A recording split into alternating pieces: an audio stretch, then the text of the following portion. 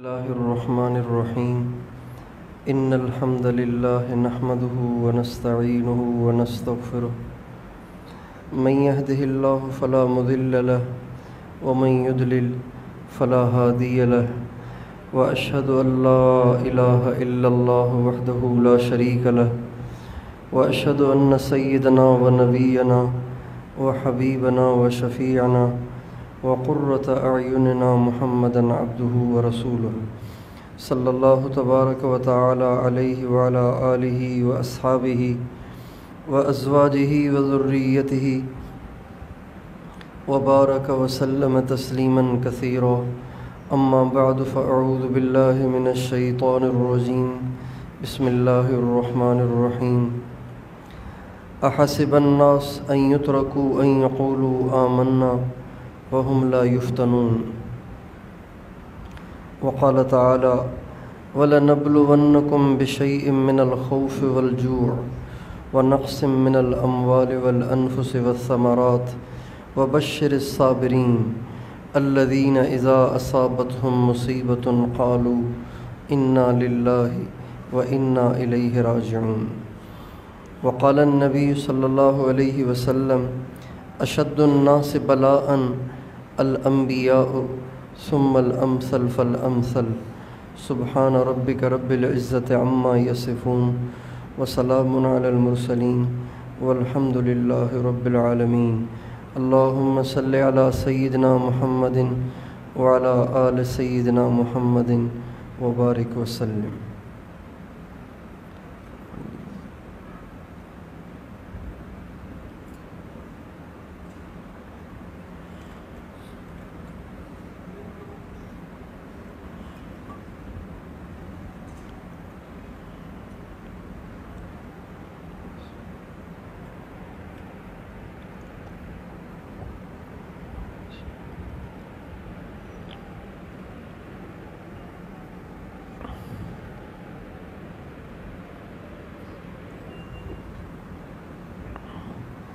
میرے محترم بھائی اور دوستو، اللہ تعالیٰ کا یہ قانون اور سنت ہے کہ وہ حق کو باقی رکھتے ہیں، لیکن حق کو باقی رکھنے کے لیے اور حق کو زندہ رکھنے اور زندہ کرنے کے لیے کسی کی قربانی چاہتے ہیں، اور جو قربانیاں دیتے ہیں وہ سرخرو ہو جاتے ہیں اور حق کے غالب ہونے کا ذریعہ بن جاتے ہیں، اور جو اپنی جان بچاتے ہیں، اپنی کنی کتراتے ہیں، اپنی جان بچاتے ہیں، تو وہ بھی زندگی کے دن گزار کے چلے جاتے ہیں، لیکن قیامت کے دن ان کے لیے شرمندگی ہوگی، ان کے لیے حسرت ہوگی، ان کے لیے افسوس ہوگا۔ مگر جنہوں نے حق کو بچانے کے لیے اور حق کو پھیلانے کے لیے قربانی دی، چاہے وہ مارے بھی جائیں، چاہے وہ بدنام بھی کیے جائیں، چاہے انہیں نقصان بھی اٹھانا پڑے، لیکن وہ نقصان عارضی اور وقتی ہوتا ہے۔ اللہ تعالیٰ اللہ کی وجہ سے کی جانے والی قربانی کو ضائع نہیں ہونے دیتے۔ اللہ تعالیٰ ان قربانی دینے والوں کا نام ہمیشہ زندہ رکھتے ہیں۔ دنیا انہیں مٹانا چاہتی ہے، لیکن دنیا اپنی کوششوں کے باوجود بھی ان کے نام کو نہیں مٹا پاتی، اور ان کی قربانیوں کو اللہ تعالیٰ ضرور برابر فرماتے ہیں، اور ان کی قربانیوں پر حق زندہ ہوتا ہے، حق باقی رہتا ہے، اور حق کا بول بالا ہوتا ہے۔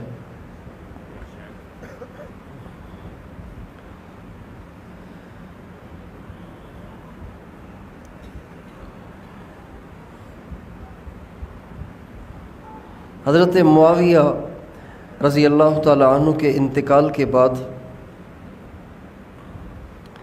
یزید مسلمانوں کا امیر بن گیا، اور یہ بات ظاہر ہے کہ جب حکمران بے دین ہو، حکمران فاسق اور فاجر ہو تو اس سے دین تو زندہ نہیں ہوگا، اس سے فسق و فجور عام ہوگا، اس سے بے دینی عام ہوگی، اس سے اسلام کو نقصان پہنچے گا۔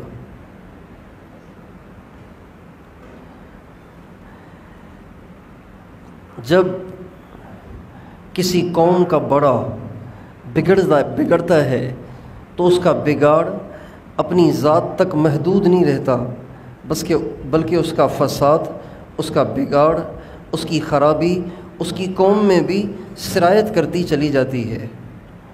ایک بہت بڑے امام محدث حضرت عبداللہ ابن مبارک رحمۃ اللہ علیہ، یہ امام بخاری کے استاد ہیں۔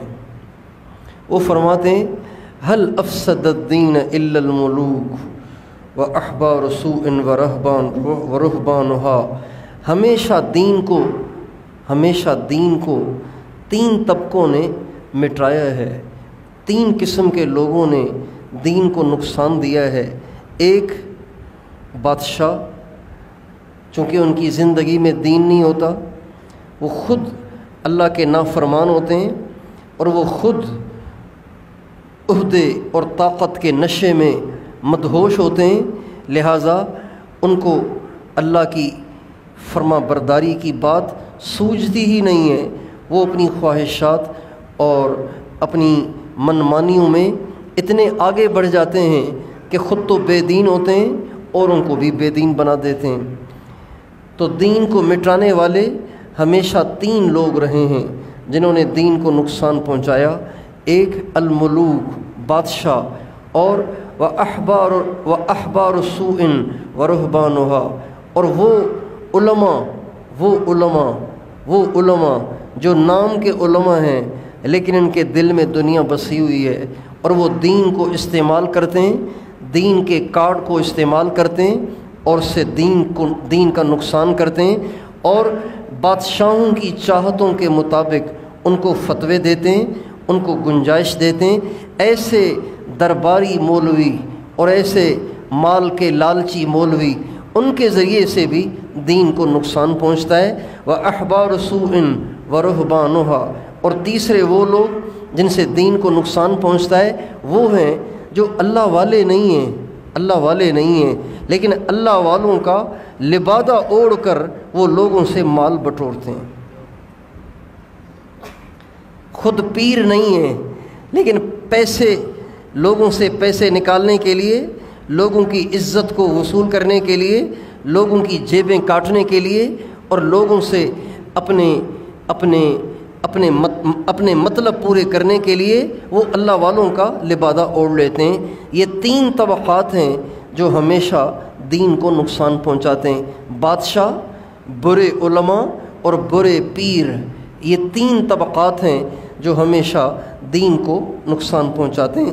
تو یزید چونکہ دیندار نہیں تھا، بے دین آدمی تھا، اس کا امیر بننا اسلام کا، امت مسلمہ کا حکمران بننا، یہ دین کے لیے نقصان دہ تھا، اس میں کسی شک و شبہ کی گنجائش ہی نہیں ہے۔ بہت سے لوگ یزید کی فیور میں بہت سی باتیں کرتے ہیں اور اس کی وجہ یہ بتاتے ہیں کہ وہ صحابی کا بیٹا ہے۔ تو صحابی کا بیٹا ہونے سے انسان کا نیک ہونا یقینی نہیں بن جاتا۔ نوح علیہ السلام تو نبی تھے، نبی کا درجہ تو صحابی سے بھی بڑا ہے، لیکن بیٹا نافرمان ہوا تو وہ دوزخی بن گیا۔ حضرت معاویہ اللہ کے نبی کے صحابی ہیں، کاتب وحی ہیں، اور ساری دنیا کے قطب، ابدال اور غوث اور علماء، محدثین، مفسرین، یہ سارے مل کر حضرت معاویہ کی گرد کو بھی نہیں پہنچ سکتے۔ حضرت معاویہ کا اپنا درجہ اتنا اونچا ہے لیکن بیٹا ان کے نقش قدم پہ ہی نہیں ہے۔ حضرت معاویہ کو یہ بتایا گیا کہ آپ کا جو بیٹا ہے نا، آپ کا بیٹا بڑا نیک ہے، بڑا پرہیزگار ہے اور ساری دنیا اس کو چاہتی ہے، اگر آپ نے اس کو امیر نہ بنایا تو دنیا ٹوٹ جائے گی امت مسلمہ ٹکڑوں میں بڑھ جائے گی، یہ کہہ کر ان کو مطمئن کر دیا گیا۔ اس کی بدکاریاں حضرت معاویہ پہ بھی واضح نہیں ہوئیں، چنانچہ حضرت معاویہ کے انتقال کے بعد یزید امیر بن کر بیٹھ گیا۔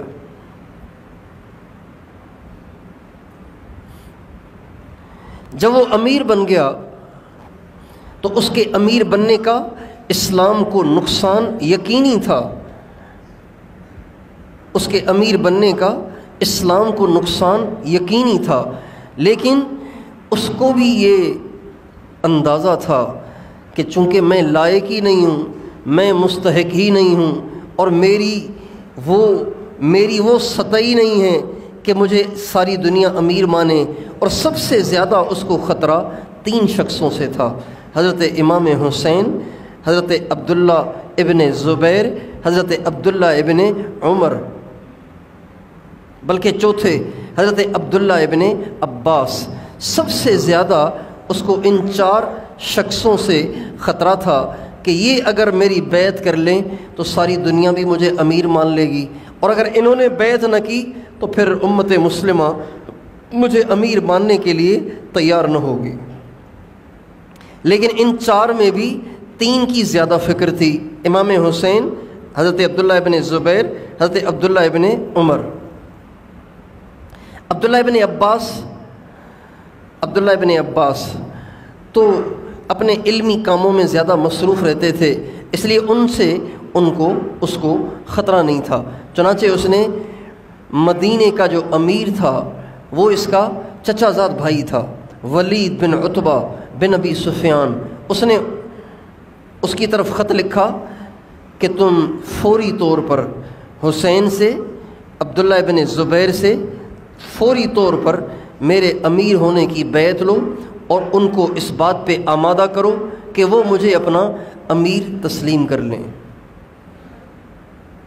جب یہ خط پہنچا تو ولید پریشان ہو گیا کہ اب کیسے ہوگا، چونکہ امام حسین معمولی شخصیت نہیں ہے، عبداللہ ابن زبیر معمولی شخصیت نہیں ہے، یہ بہت بڑے دلیر قسم کے لوگ ہیں، اور ان کے پیچھے لوگ بھی بہت زیادہ ہیں، لہٰذا ان کو اگر چھیڑ دیا تو پتہ نہیں میرا بھی کیا بنے گا، کوئی فتنہ ہی نہ کھڑا ہو جائے۔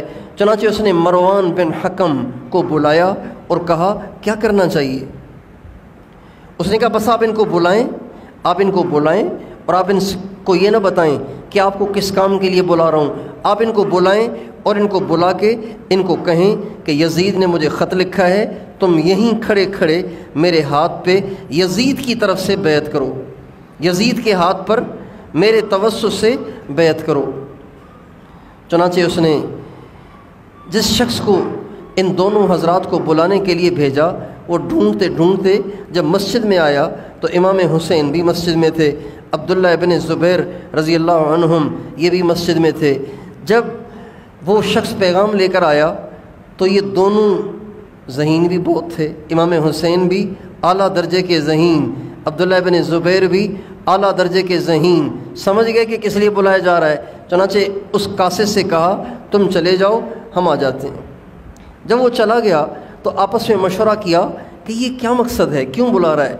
تو امام حسین نے کہا میں سمجھ گیا ہوں کیوں بلا رہا ہے، یزید کا خط آیا ہوگا، اس نے اس کو حکم دیا ہوگا کہ ہمیں پریشرائز کیا جائے اور ہمیں بیعت کے لیے تیار کیا جائے تاکہ یزید کے لیے آگے کوئی رکاوٹ ہی نہ رہے۔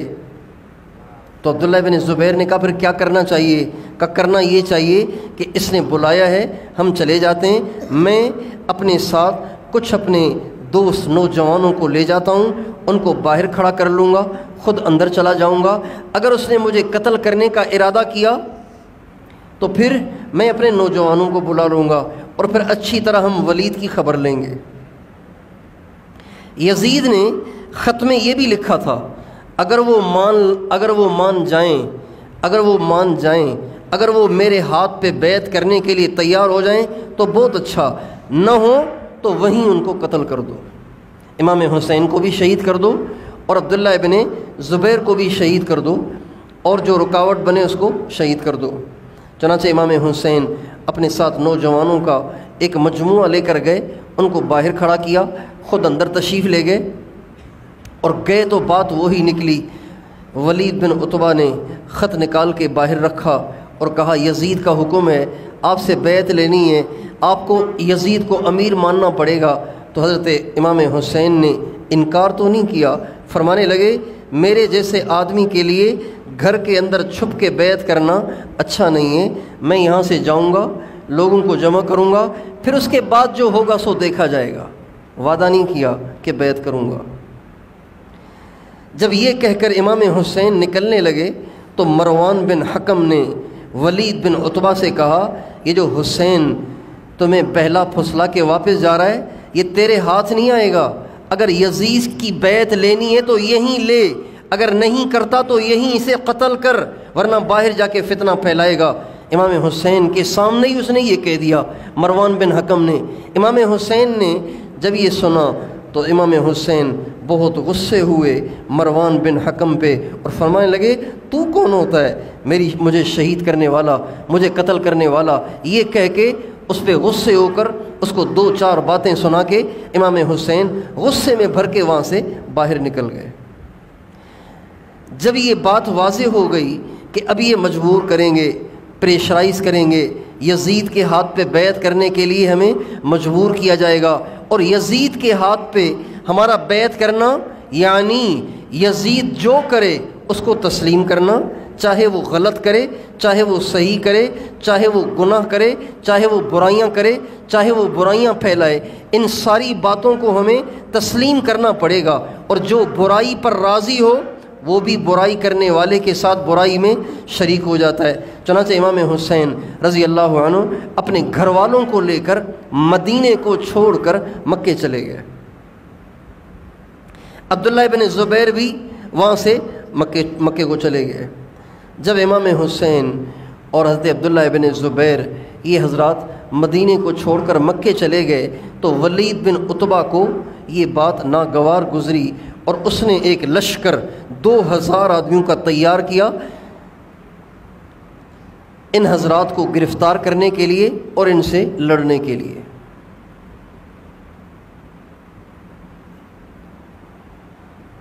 سمجھانے والوں نے اسے سمجھایا کہ مکے میں لڑائی جائز نہیں ہے۔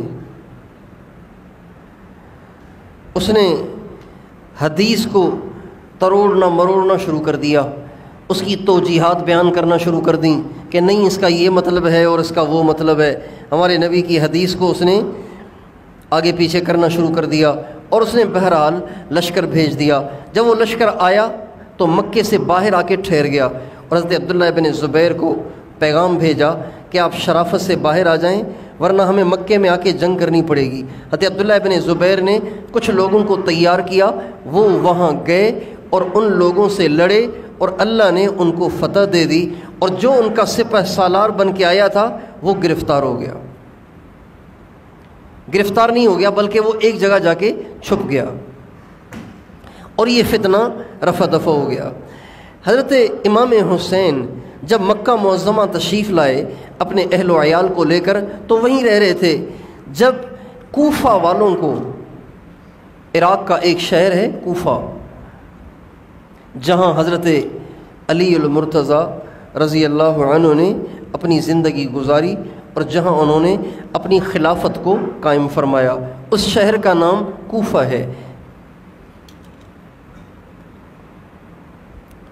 ان کو جب معلوم ہوا کہ یزید امیر بن گیا ہے، امام حسین نے انکار کر دیا ہے، تو ان کو بھی ذرا ہمت ہوئی، چونکہ ان کے دل میں حضرت علی کی محبت تھی اور اہل بیت کی بھی محبت تھی، لیکن ہمت نہیں تھی، بزدل تھے، اور حضرت علی کے ساتھ بھی انہوں نے بے وفائی کی تھی کہ محبت تو کرتے تھے لیکن موقع پہ آگے پیچھے ہو جاتے تھے، بھاگ جاتے تھے اور ساتھ نہیں دیتے تھے۔ بے وفائی ان کی گھٹی میں گویا پڑی ہوئی تھی۔ اس لیے آج بھی جس کا دل ذرا سخت ہو اور جس کی طبیعت میں بے وفائی ہو، جس کی طبیعت میں عہد شکنی کی کیفیت ہو، تو اس کو آج بھی لوگ کہتے ہیں کوئی کوفی آدمی ہے یہ تو۔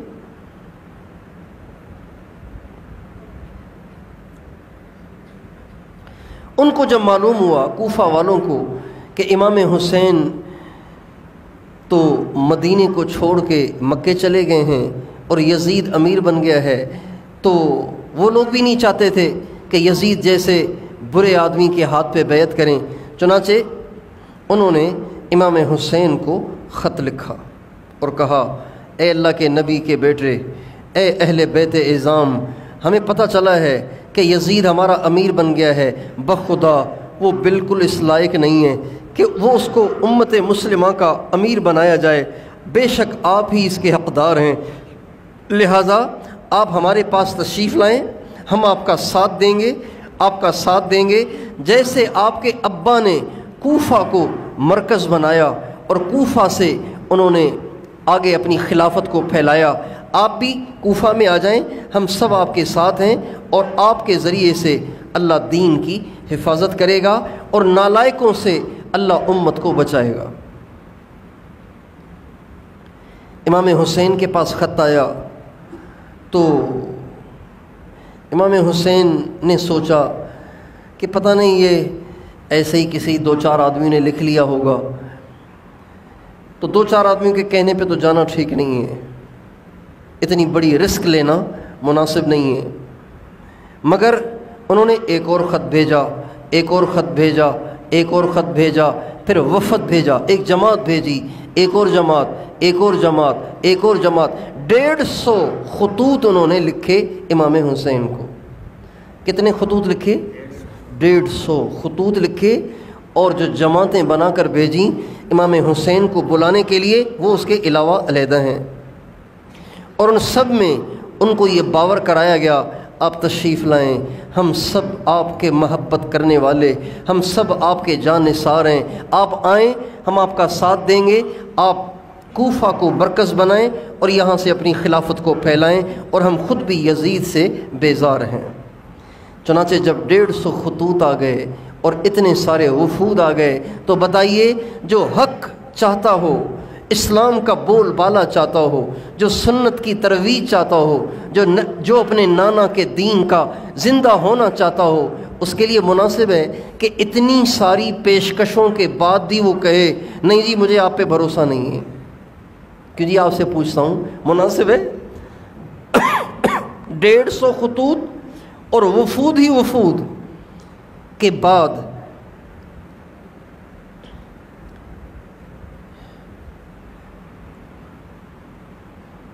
آل رسول کے لیے مناسب نہیں ہے کہ جب دین کے زندہ ہونے کی کوئی صورت بن رہی ہے، امت مسلمہ کے کسی لائق کے حوالے ہو جانے کی صورت بن رہی ہے، اور وہ یہ کہہ کے ان کو ٹالتا رہے کہ نہیں جی آپ لوگوں نے پہلے بھی ایسے کیا تھا، لہٰذا میں تمہارے پاس نہیں آؤں گا۔ چنانچہ امام حسین کے جی میں بھی آ گئی کہ میں نے جانا ہے، اور انہوں نے تیاری شروع کر دی۔ جب انہوں نے تیاری شروع کر دی، اپنے اہل و عیال کو بھی ساتھ لے کر چلنے کا پروگرام بنایا۔ اہل و عیال کو ساتھ کیوں لیا؟ اہل و عیال کو ساتھ اس لیے لیا کہ جب وہاں خلافت قائم کرنی ہے تو وہاں سے یہاں دوبارہ آنا تو ہوگا نہیں، لہٰذا بچے بھی ساتھ ہی رہیں گے، عورتیں بھی ساتھ رہیں گی، گھر بھی ساتھ رہے گا۔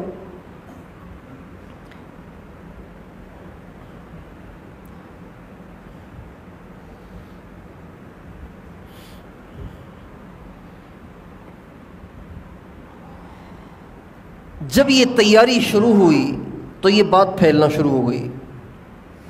حضرت عبداللہ ابن عباس طائف میں رہتے تھے، ان کو پتہ چلا کہ امام حسین جانا چاہ رہے ہیں، تو حضرت عبداللہ ابن عباس آئے کہ بھائی میں نے سنا ہے کہ آپ جانا چاہتے ہیں کوفہ کی طرف۔ کہاں؟ میں نے پروگرام بنا لیا ہے، انہوں نے 150 خط لکھے ہیں، اتنی ساری جماعتیں بھیجی ہیں، میرے لیے مناسب ہے کہ اتنی بڑی پیشکشوں کے بعد بھی میں کہوں کہ نہیں میں نہیں آؤں گا، اور میں بھی اس پر راضی ہو جاؤں کہ ٹھیک ہے یزید اگر حکومت کرتا ہے تو کرتا رہے، اور وہ جو ظلم زیادتیاں اور برائیاں کرتا ہے اس کو کرنے دی جائیں، کیا میرے لیے مناسب ہے؟ تو حضرت عبداللہ ابن عباس نے کہا مناسب تو نہیں ہے، لیکن انسان تجربوں سے بھی بہت کچھ سیکھتا ہے۔ کوفہ والوں نے آپ کے ابا کے ساتھ کیا کیا، آپ یہ بھی تو سوچیں، آپ کے بھائی امام حسن کے ساتھ کیا کیا یہ بھی تو سوچیں۔ آپ کے والد کو بھی شہید کیا، آپ کے بڑے بھائی کو بھی شہید کیا، آپ ان پہ کیسے بھروسہ کر رہے ہیں؟ فرمانے لگے وہ تو شہید ہوئے سو ہوئے، لیکن اب جب 150 دفعہ انہوں نے مجھے پیشکش کی کہ آپ آ جائیں تاکہ ظالم سے ہماری جان چھوٹے اور دین کے زندہ ہونے کی صورت پیدا ہو اور دین کی حفاظت ہو، تو پھر میرے لیے مناسب نہیں ہے۔ انہوں نے بہت سمجھایا، لیکن حضرت امام حسین نے کہا نہیں جی میں نے تو جانا ہے۔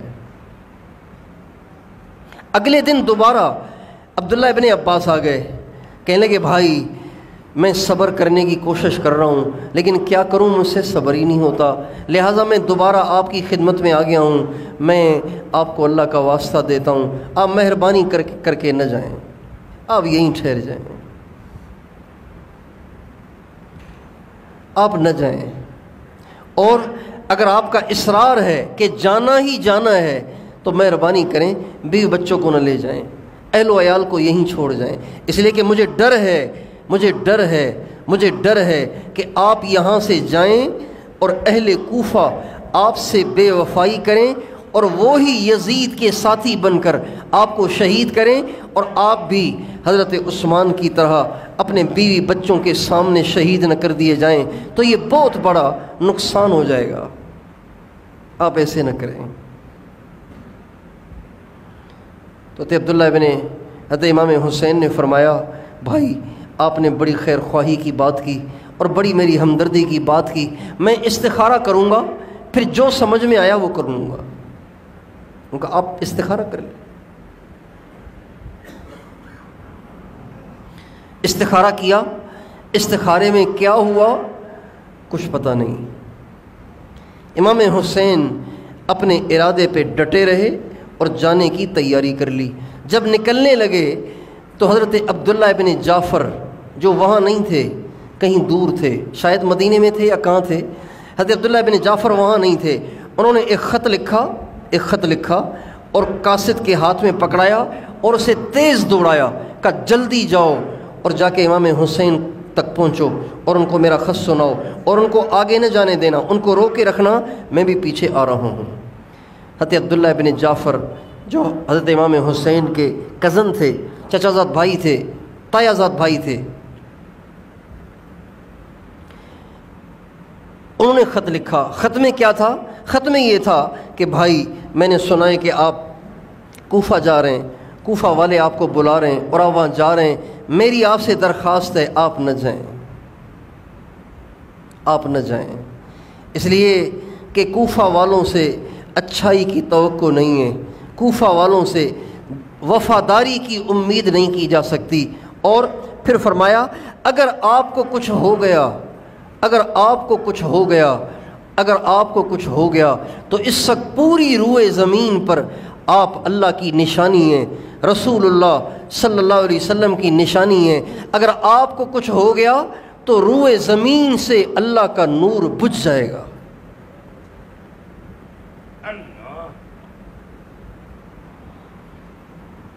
اگر آپ کو کچھ ہو گیا تو اللہ کا نور روئے زمین سے بجھ جائے گا، لہٰذا آپ میرا خط ملتے ہی ٹھہر جائیں، میں آتا ہوں پھر کریں گے۔ جب اس قاصد نے خط دیا تو حضرت امام حسین فرمانے لگے عبداللہ نے اچھی بات کی، لیکن مجھے حضور نبی کریم صلی اللہ علیہ وسلم کی خواب میں زیارت ہوئی ہے اور آپ علیہ السلام نے مجھے ایک چیز کا حکم دیا ہے اور میں نے اس کو ضرور کرنا ہے، چاہے مجھے اس کی کوئی بھی قیمت ادا کرنی پڑے۔ یہ کہہ کر اپنے ساتھیوں کو لیا، اپنے خاندان کو لیا اور کوفہ کی طرف نکل پڑے۔ اور حضرت عبداللہ ابن جعفر کے بیٹے بھی ان کے ساتھ ہو لیے۔ حضرت عبداللہ ابن جعفر کے کہنے پر جب ان کو پتہ چلا نا کہ میرے خط کے بعد بھی وہ رکے نہیں اور وہ نکل پڑے ہیں، تو انہوں نے اپنے بیٹوں کو پیغام بھیجا کہ تم بھی ان کے ساتھ چلے جاؤ، چنانچہ چل پڑے۔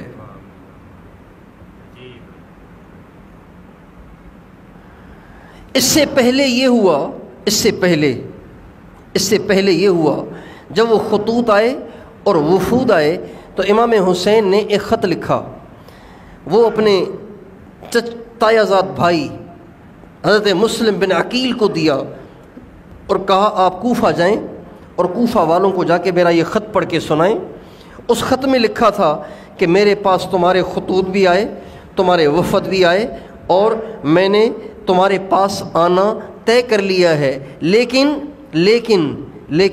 میں مسلم بن عقیل کو بھیج رہا ہوں، تم میرے ہاتھ پر اس کے توسط سے بیعت کرو۔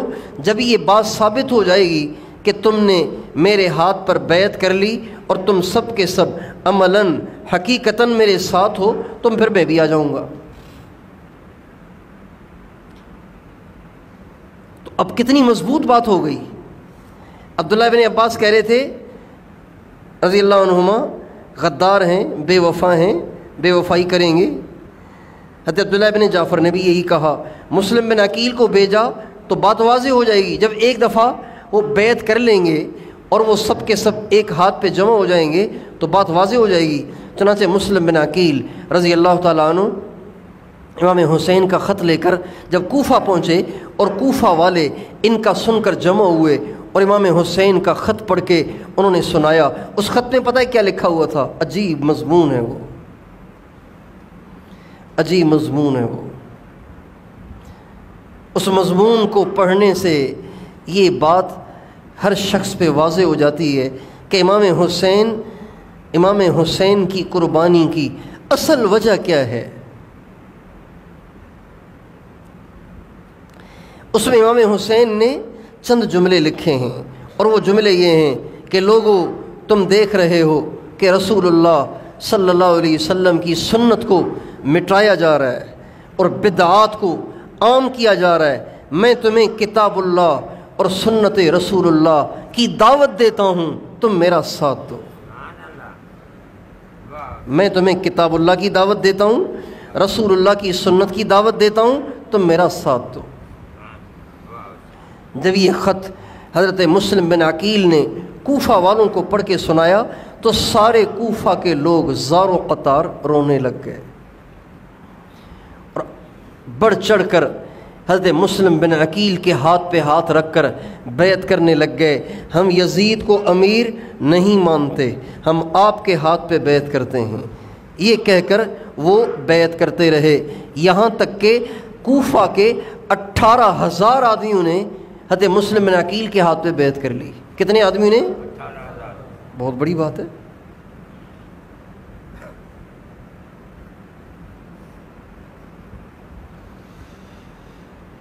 18,000 آدمیوں نے بیعت کر لی۔ مسلم بن عقیل نے جب دیکھا سارا ہی کوفہ امنڈ آیا، امام حسین کا نام سن کے انہوں نے خط لکھا امام حسین کو کہ آپ اطمینان سے تشریف لے آئیں، سارا کوفہ آپ کے ساتھ ہے۔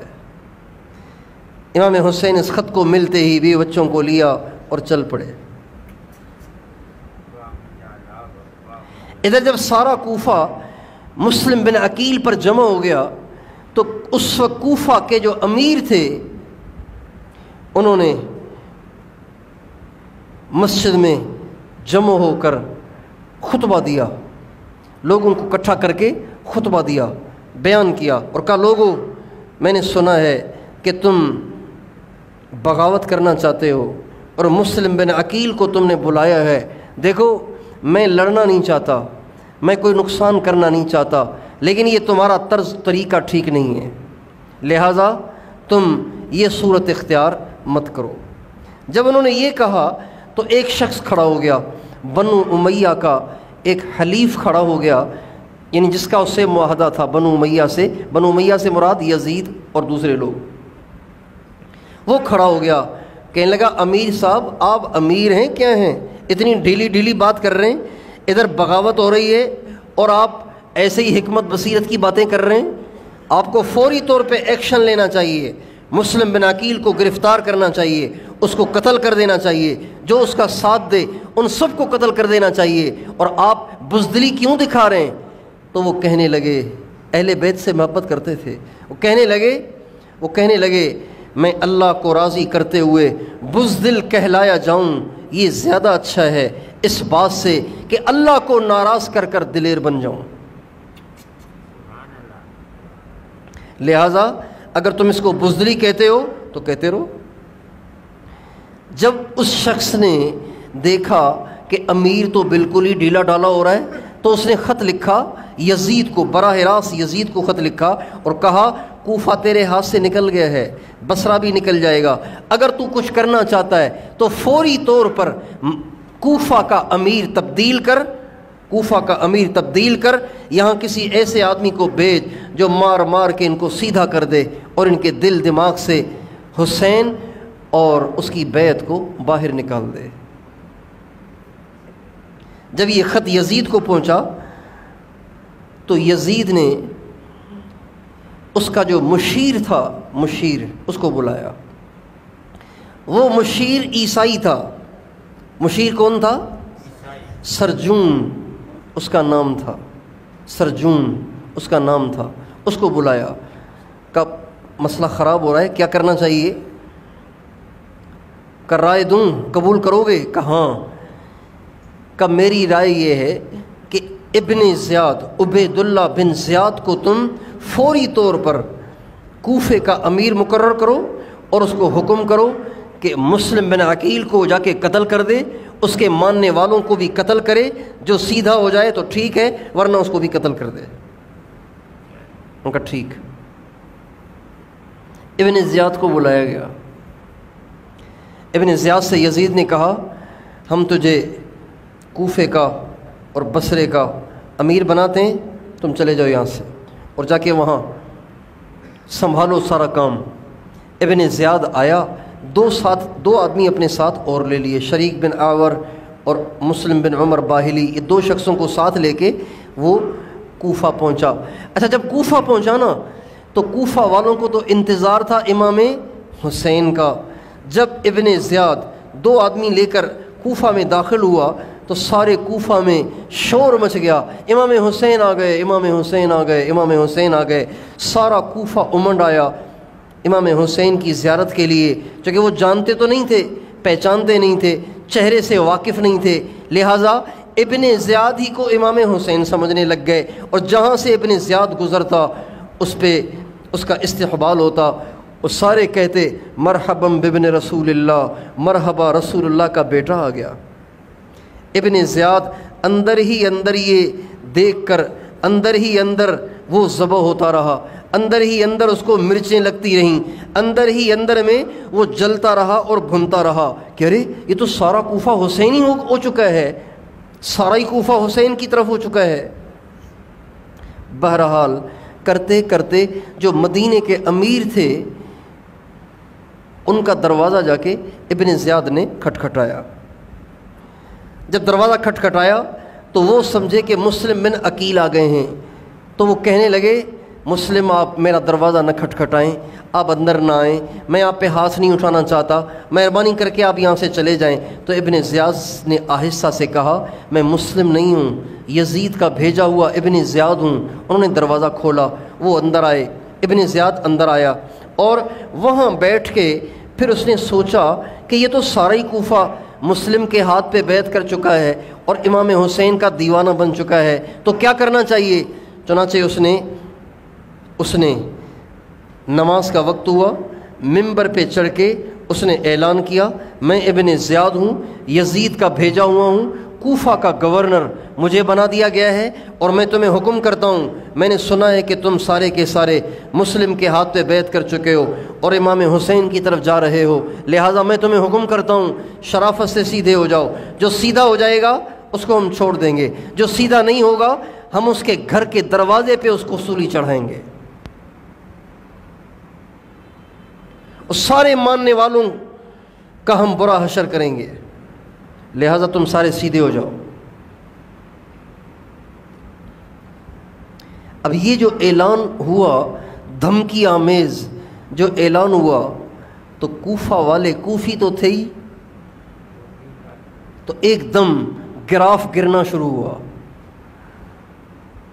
اور لوگوں کے دلوں میں ڈر اور خوف بیٹھنا شروع ہو گیا۔ امام حسین ان دنوں مختار بن ابی عبید کے گھر میں لوگوں سے بیعت لے رہے تھے۔ جب یہ صورتحال پیش ہو گئی کہ ابن زیاد امیر بن گیا تو حضرت مسلم بن عقیل کو یہ خطرہ ہوا کہ ان کو گرفتار کیا جائے گا اور شہید کر دیا جائے گا۔ چنانچہ وہاں سے وہ شفٹ ہو کر ہانی بن عروہ، ایک اور شخص ہیں، کوفہ کے سردار قسم کے آدمی تھے، اہل بیت سے محبت کرتے تھے، ان کے ہاں چلے گئے۔ ہانی بن عروہ نے کہا آپ نے مجھے بہت بڑی آزمائش میں ڈال دیا، آپ یہاں تشریف لائے ہیں، اب آپ کو واپس بھیجنا بھی اچھا نہیں ہے، لیکن میرے لیے بڑی آزمائش کھڑی کر دی آپ نے۔ بہرحال اس نے ان کو اپنے گھر میں ٹھہرایا۔ ہانی بن عروہ بیمار ہو گئے۔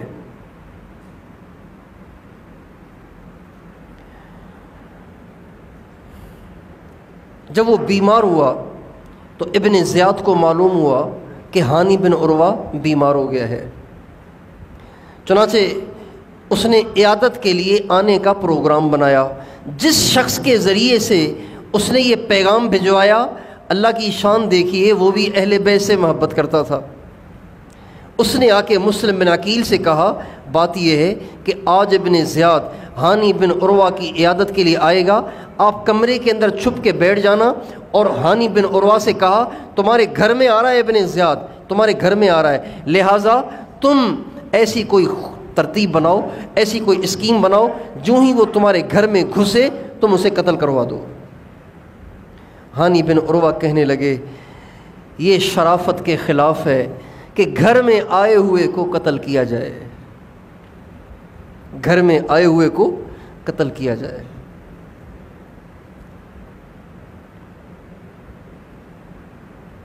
چنانچہ وہ آیا اور عیادت کر کے واپس چلا گیا، اس کو قتل نہیں کیا گیا، صرف شرافت کی وجہ سے۔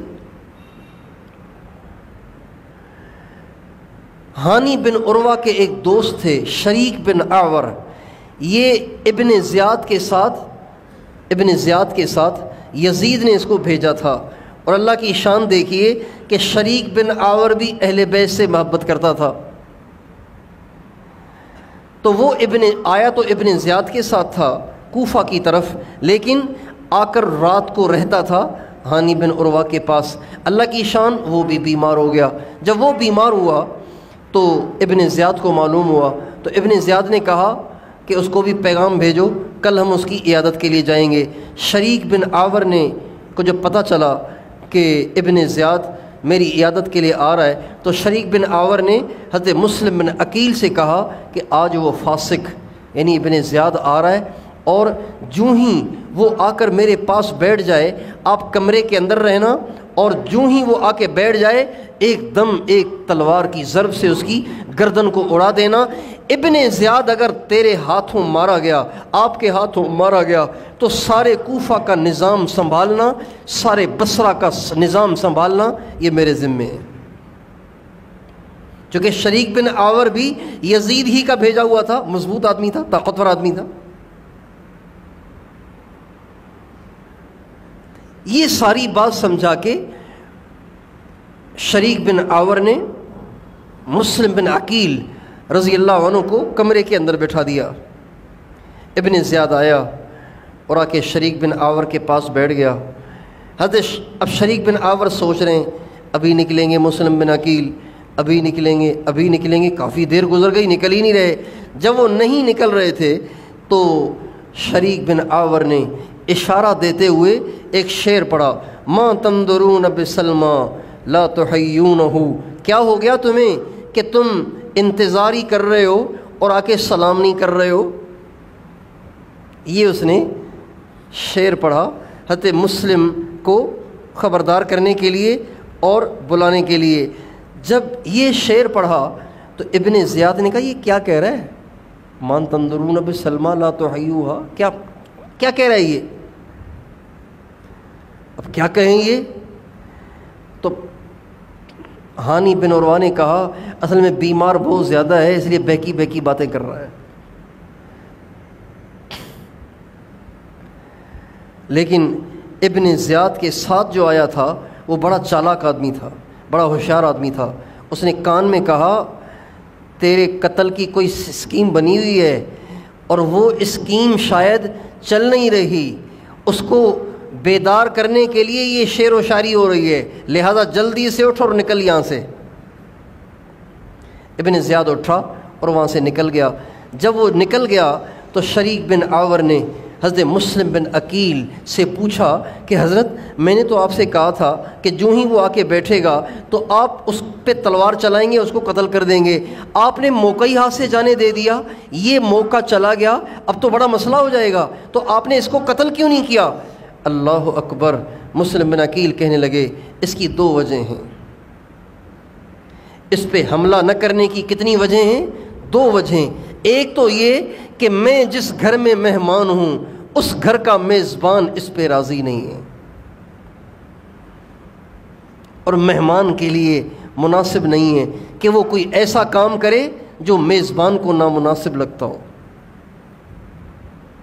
دوسری بات، مجھے اپنے نانا کی ایک حدیث یاد آئی، رسول اللہ صلی اللہ علیہ وسلم کی ایک حدیث یاد آئی جو مجھے میرے چچا حضرت علی نے سنائی تھی کہ رسول اللہ صلی اللہ علیہ وسلم نے فرمایا مومن کے لیے مناسب نہیں ہے کہ کسی مومن کو ہیلے سے قتل کرے۔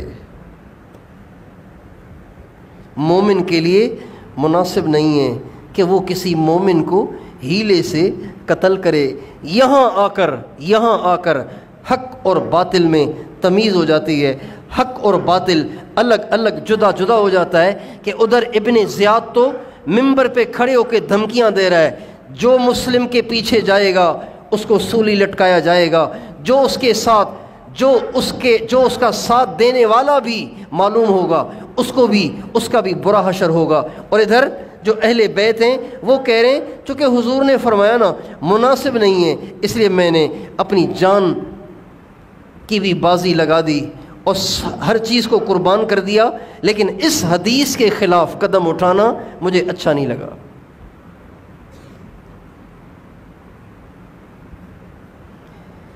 یہ جو اہل حق ہوتے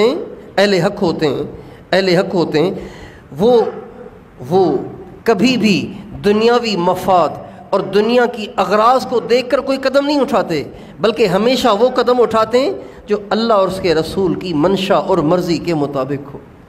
یہی اہل حق اور اہل باطل کی پہچان ہے۔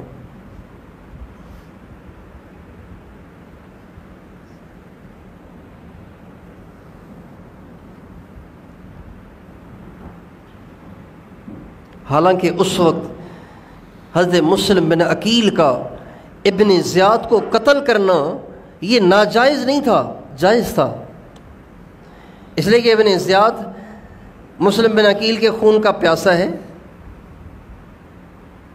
اور آگے پتہ نہیں کیا کیا اس نے تباہیاں مچانی ہیں۔ مسلم بن عقیل کو بھی شہید کرنا ہے، سارے اہل بیت کے ساتھ بھی کیا کچھ کرنا ہے، لیکن حضرت مسلم بن عقیل صرف اس ایک حدیث کو بچانے کے لیے سب کچھ کی قربانی دے دی۔ آج ہم اپنی زندگیوں میں غور کریں کہ ہم بھی اپنے آپ کو اہل بیت کا حبدار کہتے ہیں، اپنے آپ کو اہل بیت سے محبت کرنے والا کہتے ہیں، رسول اللہ صلی اللہ علیہ وسلم سے محبت کرنے والا کہتے ہیں، کبھی ہم بھی احادیث کو بچانے کے لیے کوئی قربانی کرتے ہیں کہ بھئی اللہ کے نبی کا یہ ارشاد ہے لہٰذا ہم سارے مفادات کی قربانی دیتے ہیں، حدیث کے خلاف ہم کوئی قدم نہیں اٹھائیں گے؟ کوئی ہم میں سے ایسے کرتا ہے؟ ادھر تو جائز ناجائز ایسا مکس ہے کہ پتہ ہی نہیں چلا کہ جائز کیا ہے ناجائز کیا ہے۔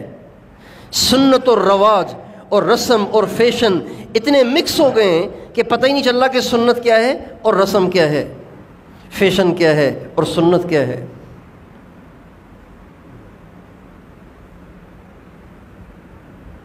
اس لیے جو لوگ رسومات کو سنت پر ترجیح دیتے ہیں، فیشن کو سنت پر ترجیح دیتے ہیں، مفادات کو احادیث مبارکہ اور احکام خداوندی پہ ترجیح دیتے ہیں، ان کا امام حسین سے کوئی واسطہ نہیں ہے، وہ تو ابن زیاد کے تابع دار ہیں، ابن زیاد کے پیروکار ہیں، ابن زیاد کے طریقے پہ چلنے والے ہیں، امام حسین کی سنت پہ چلنے والے، اہل بیت کے طریقے اور نقش قدم پہ چلنے والے تو بس وہی ہیں جو ہر مفاد کی قربانی دیتے ہیں، سنت کو بچاتے ہیں، حدیث کو بچاتے ہیں، حکم خداوندی کو بچاتے ہیں۔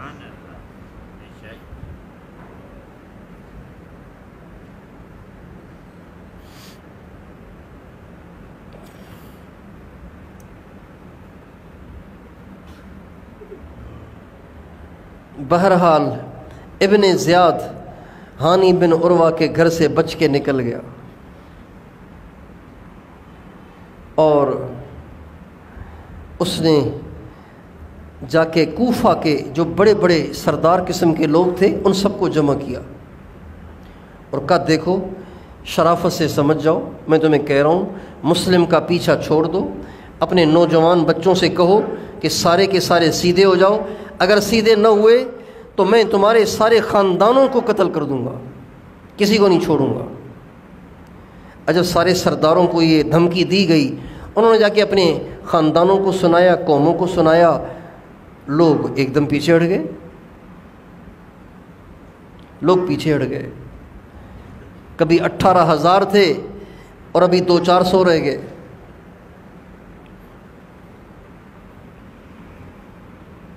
اس کے بعد پھر ایک کام تو اس نے یہ کیا، دوسرا کام اس نے یہ کیا، ایک شخص کو تیار کیا، اپنے ایک اعتماد والے شخص کو تیار کیا، اس کو 3,000 درہم دیے اور کہا یہ 3,000 درہم تیرے، تو بس اس بات کا پتہ لگا کہ مسلم بن عقیل ہے کہاں۔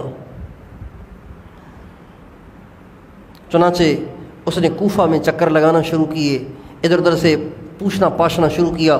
معلوم ہوا کہ مسلم بن اوسج ایک شخص ہیں، یہ اہل بیت سے بہت ایڈجسٹ ہیں، ان سے بڑے گہرے اور ان سے بڑا اچھا تعلق رکھتے ہیں۔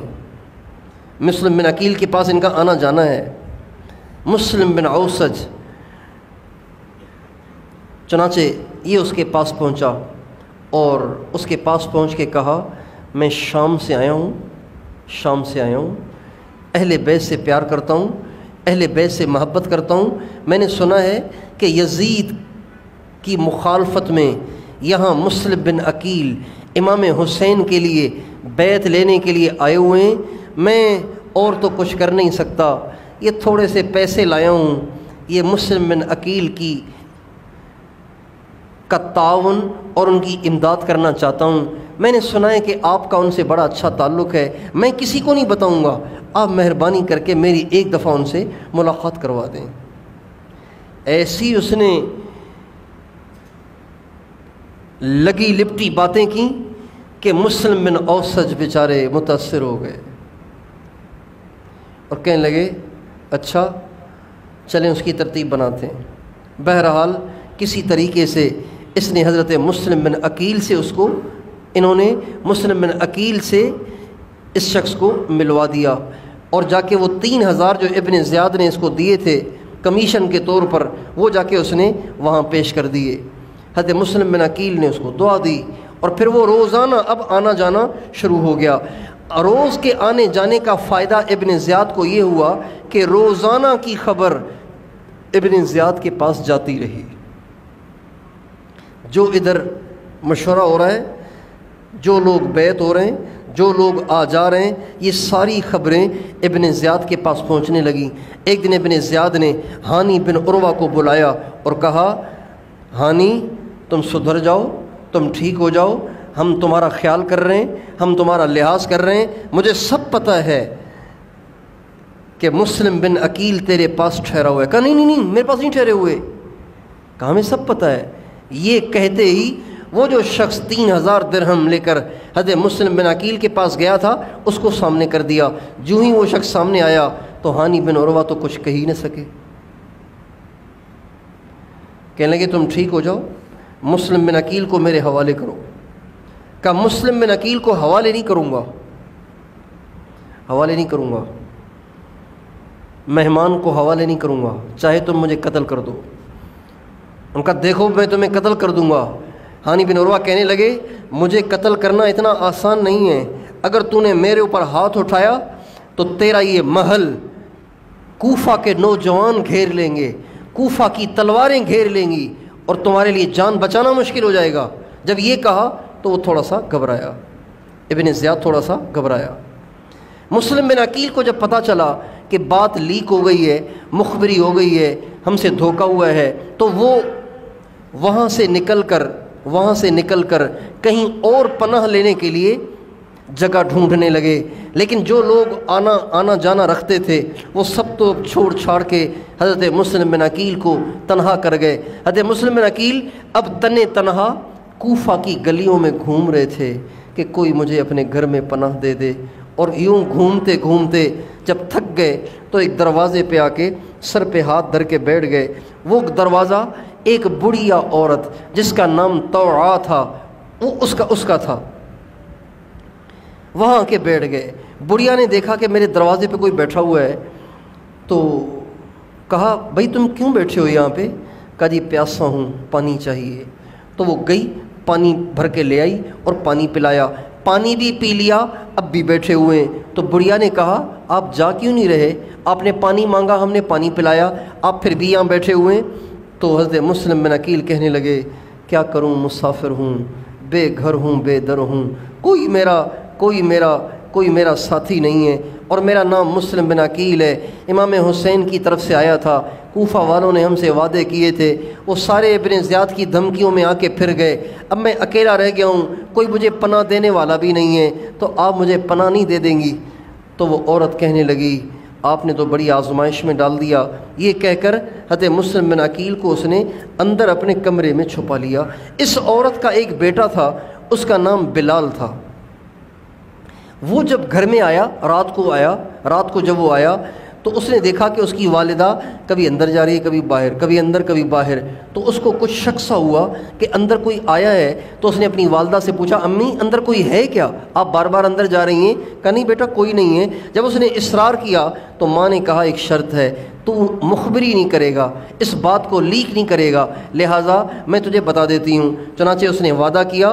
ماں نے بتایا کہ مسلم بن عقیل نے ہمارے گھر میں آ کے پناہ پکڑی ہے۔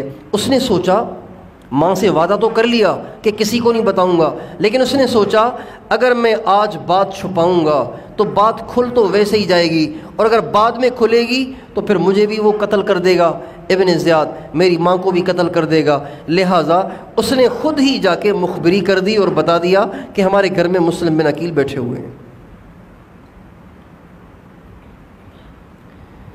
ابن زیاد نے 70 آدمی بھیجے، جاؤ جا کے مسلم بن عقیل کو گرفتار کر کے لے آؤ۔ مسلم بن عقیل کو گرفتار کرنے کے لیے جب یہ 70 آدمی اندر گھسے تو مسلم بن عقیل نے کہا یوں ہی ہاتھ میں ہاتھ دینے والے لوگ نہیں ہیں ہم، یہ کہہ کر اکیلے نے ان 70 پہ حملہ کر دیا۔ لڑتے لڑتے لڑتے لڑتے جب زخموں سے چور ہو کر تھک گئے تو بیٹھ گئے۔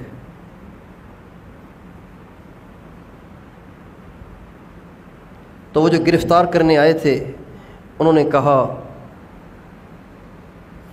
کہ اپنے آپ کو پیش کر دو، ہم تم سے وعدہ کرتے ہیں ہم تمہیں شہید نہیں کریں گے، ہم تمہیں قتل نہیں کریں گے، تم ہمارے حوالے کر دو اپنے آپ کو شرافت سے۔ حضرت مسلم بن عقیل نے کہا کہ لگتا تو نہیں ہے کہ تم اپنی بات کی پاسداری کرو، لیکن چلو ہم اپنے آپ کو تمہارے حوالے کر دیتے ہیں۔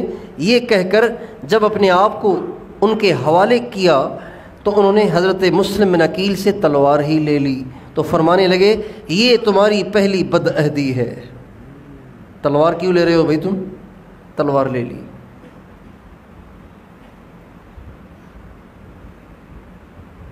جو گرفتار کرنے آئے تھے ان کا جو سپہ سالار تھا اس نے دیکھا کہ حضرت مسلم بن عقیل رو رہے ہیں، تو اس نے کہا تم نے حرکت بھی تو ایسی کی ہے نا، اب روتے کیوں ہو؟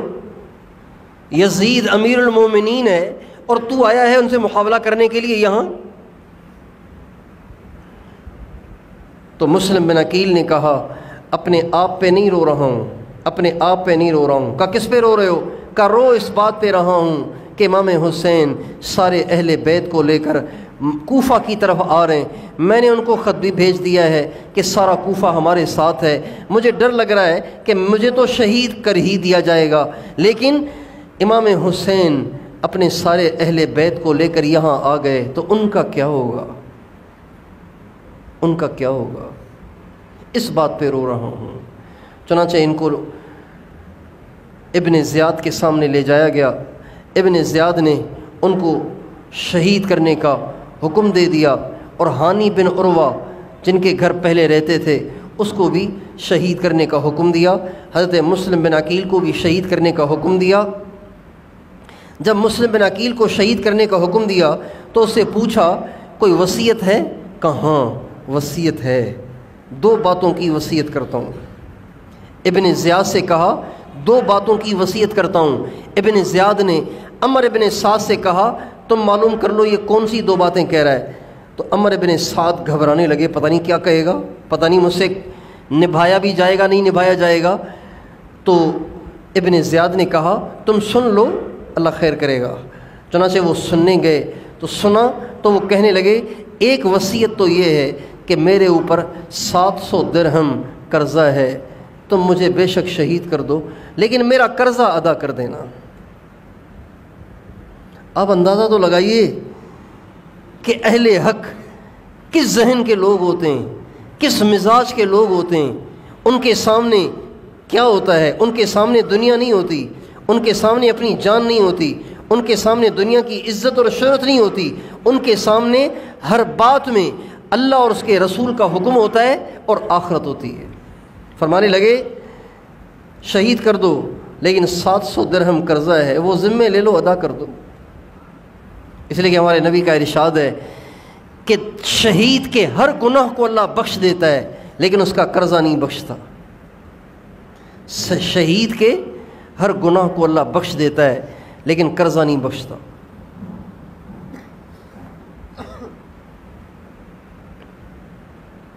اور دوسری وصیت میری یہ ہے کہ فوری طور پر ایک آدمی دوڑاؤ جو امام حسین کو جا کر وہیں سے واپس کر دے۔ کہیں امام حسین سارے اہل بیت کو لے کر یہاں آ گئے تو کیا ہوگا؟ یہ دونوں وصیتیں بتائی گئیں اور انہوں نے دونوں وصیتیں اپنے ذمے لیں، اور ایک شخص انہوں نے مقرر کیا جو جا کے امام حسین کو ساری کارگزاری سنائے، اور 700 درہم اپنے ذمے لیے گئے۔ حضرت مسلم بن عقیل کو اوپر لے جایا گیا، وہاں سے ان کی گردن مبارک کاٹ کے نیچے پھینک دی گئی۔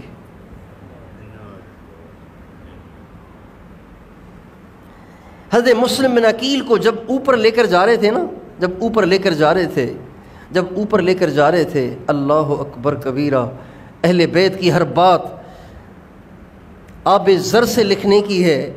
جب انہیں اوپر لے کر جا رہے تھے تو اب ایک شخص ہیں جو اللہ کے نبی کی اولاد میں سے ہیں، خاندان میں سے ہیں، اور اللہ کی وجہ سے شہید کیے جا رہے ہیں، حق راستے پر قائم اور دائم ہیں، کوئی سنت کے خلاف قدم نہیں اٹھا رہے۔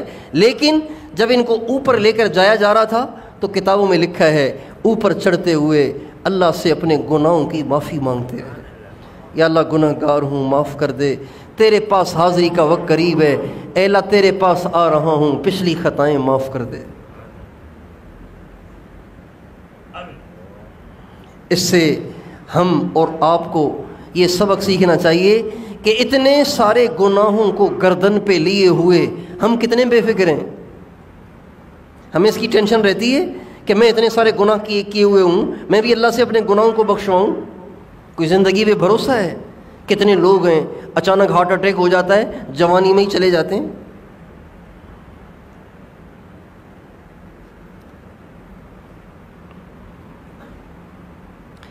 ہر سال ہم یہ قصہ سناتے ہیں، ہر سال پورا قصہ سناتے ہیں، لیکن مقصود قصہ نہیں ہوتا۔ قصہ تو بہت سنایا جاتا ہے، قصہ سنانا مقصود نہیں ہوتا۔ مقصود اہل بیت کا مزاج، اہل بیت کی کارکردگی اور اہل بیت کے نظریے اور اہل بیت کی سوچ کو واضح کرنا ہوتا ہے کہ اہل بیت کی سوچ کیا تھی، اہل بیت نے اتنا بڑا قدم کیوں اٹھایا، اہل بیت کا مزاج مبارک کیا تھا، اہل بیت کیا چاہتے تھے، ان کی زندگی کیا تھی، تاکہ اس معیار کو سن کر ہم اور آپ پرکھیں کہ ہم ابن زیاد کے ساتھی ہیں یا اہل بیت کے ساتھی ہیں۔ اس لیے سناتے ہیں۔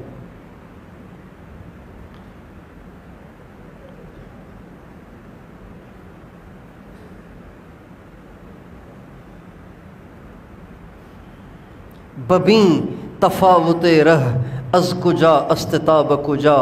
آپ دیکھیں تو صحیح ہماری زندگیوں میں اور ان کی زندگیوں میں کتنا بڑا فرق ہے، کتنا بڑا فرق ہے۔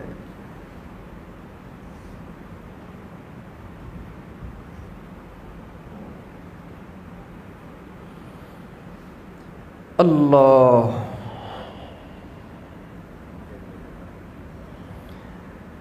شہید کرنے کے لیے لے جائے جا رہے ہیں اور اللہ سے گناہوں کی معافی مانگ رہے ہیں۔ بھئی کون سا گناہ کیا ہے مسلم بن عقیل نے؟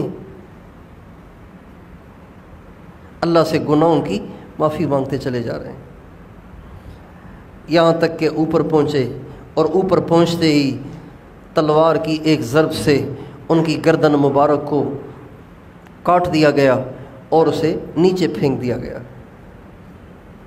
ادھر امام حسین کو خبر بھی پہنچا دی گئی۔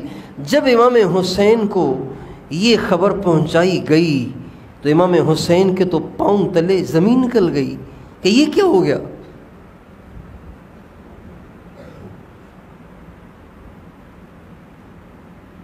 اور اپنے ساتھیوں کو جمع کیا اور پوچھا، ہم جس ارادے سے نکلے تھے وہ تو کچھ اور تھا، وہ تو کچھ اور تھا، وہ تو کچھ اور تھا۔ وہ تھا خلافت کو قائم کرنا، حقیقی خلافت کو قائم کرنا، اللہ کے نبی کے طریقے پر، آپ کی سنت پہ خلافت کو قائم کرنا۔ اب خلافت کو قائم کرنے کی تو کوئی صورت ہی نہیں رہی، چونکہ سارے ہی ان کے ساتھ ہو گئے، لہٰذا اب تو یہی بنتا ہے نا کہ واپس جایا جائے۔ بتاؤ کیا کرنا چاہیے؟ تو سب نے تو کہا کہ واپس جانا چاہیے، لیکن حضرت مسلم بن عقیل کے جو بچے ساتھ تھے وہ کہنے لگے ایسے کیسے واپس چلے جائیں، ہمارے ابا شہید ہو گئے، ہم واپس چلے جائیں؟ ایسے کیسے جائیں گے، ہم نہیں جائیں گے واپس۔ جہاں ہمارے ابا قربان ہو گئے ہم بھی وہیں قربان ہوں گے، یا پھر کچھ کر کے آئیں گے۔ جب انہوں نے یوں کہا تو امام حسین نے کہا بس پھر میں بھی تمہارے ساتھ ہوں، جب تم جانا ہی چاہتے ہو تو میں تمہیں تنہا کیسے جانے دے دوں گا، میں بھی تمہارے ساتھ ہوں، یہ کہہ کر چل پڑے۔ لیکن صورتحال واضح ہو گئی تھی کہ ہم کدھر جا رہے ہیں اور ہم سے اور ہمارے ساتھ کیا ہونے جا رہا ہے، یہ صورتحال واضح ہوتی چلی گئی۔ آگے گئے تو چلتے چلتے دور سے غبار اٹھتا ہوا نظر آیا۔ آگے گئے تو حر بن یزید، یہ وہ یزید نہیں، یہ اور یزید ہے، حر بن یزید، وہ ایک لشکر لے کر امام حسین کے سامنے آیا اور امام حسین سے کہا کہ مجھے حکم ہوا ہے آپ کے پاس آنے کا اور آپ کو یہیں روک کر رکھنے کا، کہ آپ کو یہاں سے ہلنے نہ دوں، آپ کو یہاں روکے رکھوں۔ ابن زیاد خود آئے گا، وہ آ کر آپ سے معاملہ سلجھائے گا، پھر جو بھی ہوگا سو ہوگا، لیکن بہرحال مجھے یہ حکم ہے کہ میں آپ کو کہیں اور جانے نہ دوں، یہیں آپ کو گھیرے میں رکھوں۔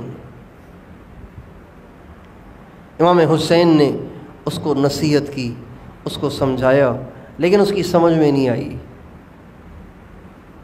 امام حسین جب سمجھاتے رہے تو سمجھاتے سمجھاتے نماز کا وقت ہو گیا۔ امام حسین نے اذان دلوائی، اذان ہوئی، جب نماز کے لیے کھڑے ہونے لگے تو حر بن یزید سے پوچھا آپ لوگوں کا کیا پروگرام ہے؟ کہا جی نماز تو آپ کے پیچھے پڑھیں گے نا، نماز تو آپ کے پیچھے پڑھیں گے، آپ کے ہوتے ہوئے کسی اور کے پیچھے تھوڑی نماز پڑھیں گے، نماز تو آپ کے پیچھے پڑھیں گے۔ چنانچہ امام حسین نے امامت کرائی، ان کے اپنے ساتھی اور وہ جو حر بن یزید کا لشکر غالباً 1000 آدمی تھے وہ بھی ان کے پیچھے کھڑے ہو گئے اور نماز پڑھی اور پھر وہیں ٹھہر گئے۔ امام حسین نے کئی دفعہ اس کی کوشش کی کہ امام حسین آگے پیچھے اپنے ساتھیوں کو لے کر نکل جائیں، لیکن حر بن یزید آپ کو ہلنے نہیں دیتا تھا۔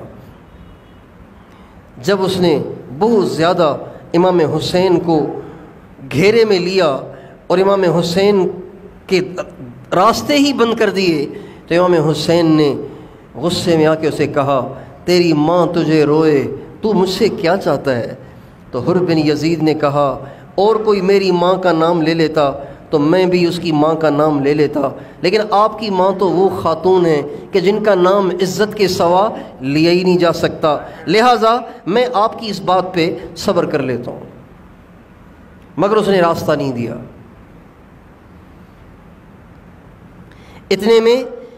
اتنے میں ابن زیاد بھی 4000 کا لشکر لے کے پہنچ گیا۔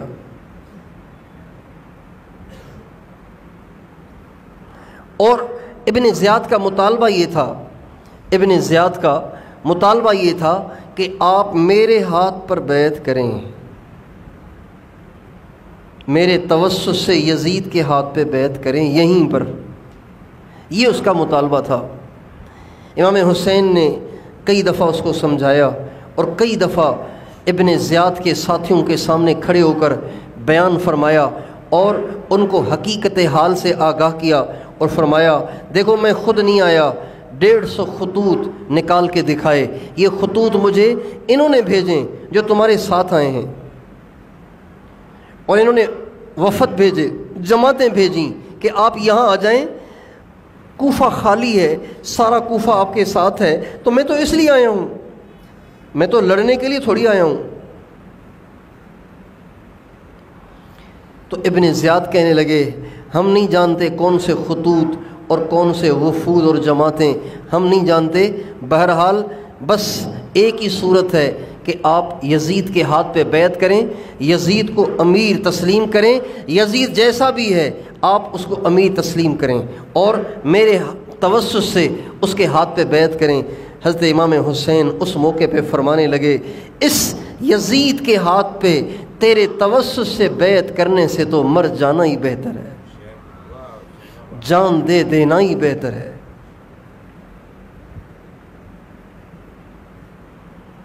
امام حسین نمازیں پڑھتے رہے، پڑھاتے رہے، ہر نماز کے ساتھ خطبہ دیتے رہے اور ان کو بتاتے رہے کہ دیکھو تم میرا خون نہ بہاؤ، تم میرے دشمن نہ بنو، تم میرے ساتھ عداوت نہ کرو، تم آج بھی کچھ صحابہ دنیا میں زندہ ہیں، فلاں فلاں شہروں میں وہ صحابہ موجود ہیں، تم جا کے ان سے پوچھو کہ اللہ کے نبی نے میرے بارے میں فرمایا کہ نہیں فرمایا کہ حسین جنت کے جوانوں کا سردار ہے اور اس کی والدہ فاطمہ ساری جنت کی عورتوں کی سردارن ہے، لہٰذا تمہارے لیے یہ کسی صورت میں جائز نہیں ہے کہ تم میرا خون بہاؤ۔ مگر وہ سنی انسنی کر دیا کرتے تھے۔ لیکن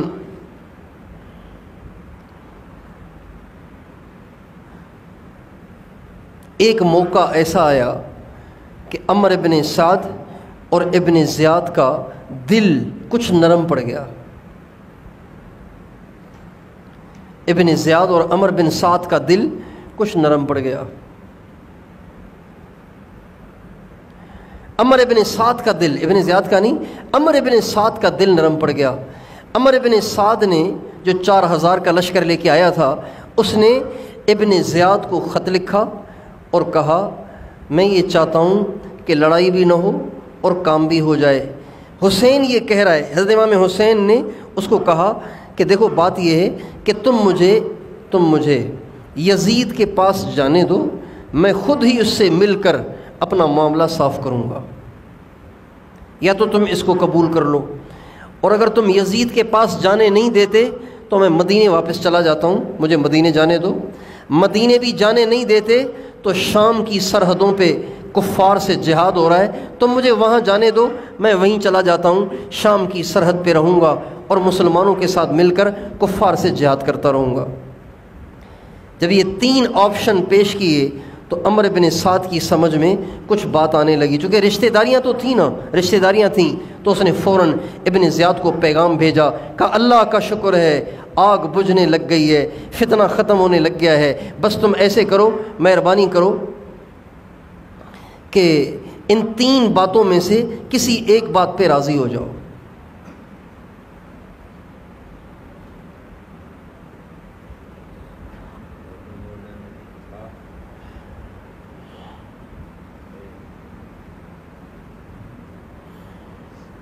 اس اس کے جی میں بھی یہی بات آ گئی۔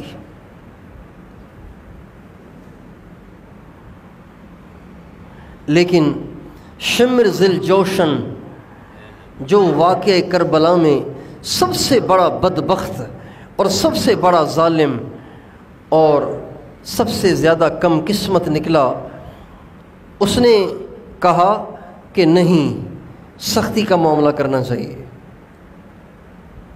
اور اس نے کہا اگر آپ آج اس کو جانے دے رہے ہیں واپس مدینے یا سرحدوں کی طرف، تو دیکھنا یہ تمہارے لیے ایسا فتنہ کھڑا کرے گا امام حسین کے بارے میں جس فتنے کا تم پھر کبھی مقابلہ ہی نہیں کر سکو گے، لہٰذا یہیں معاملے کو وائنڈ اپ کرو، یہیں معاملے کو واضح کرو اور ختم کرو۔ کہ کیا کرنا چاہیے؟ کہ یا تو بیعت کرے، یہیں پر بیعت کرے، یزید کے پاس جانے کی ضرورت نہیں ہے، یہیں بیعت کرے یا پھر اسے قتل کر دو۔ چنانچہ شمر یہ خط لے کر عمر ابن سعد کے پاس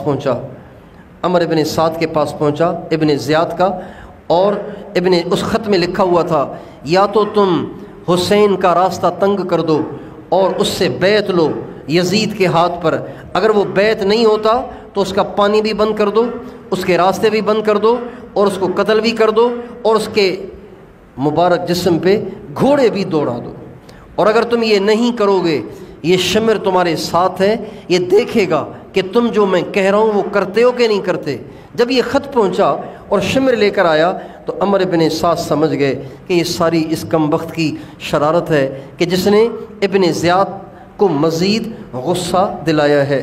چنانچہ عمر بن سعد کہنے لگے شمر ذل جوشن سے کہ مسلمانوں کا کلمہ ایک ہو رہا تھا، فتنے کی آگ بجھ رہی تھی، خام خواہ تم نے ابن زیاد کا دماغ خراب کر کے اتنی بڑی مصیبت کھڑی کر دی۔ اس نے کہا بہرحال جو کچھ بھی ہے یہی کرنا ہوگا۔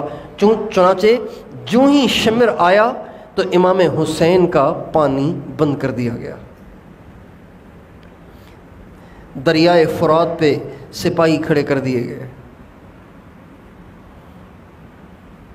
اور چاروں طرف سے ان کو گھیر لیا گیا کہ یہ آگے پیچھے نہ ہوں، بھاگ بھی نہ سکیں۔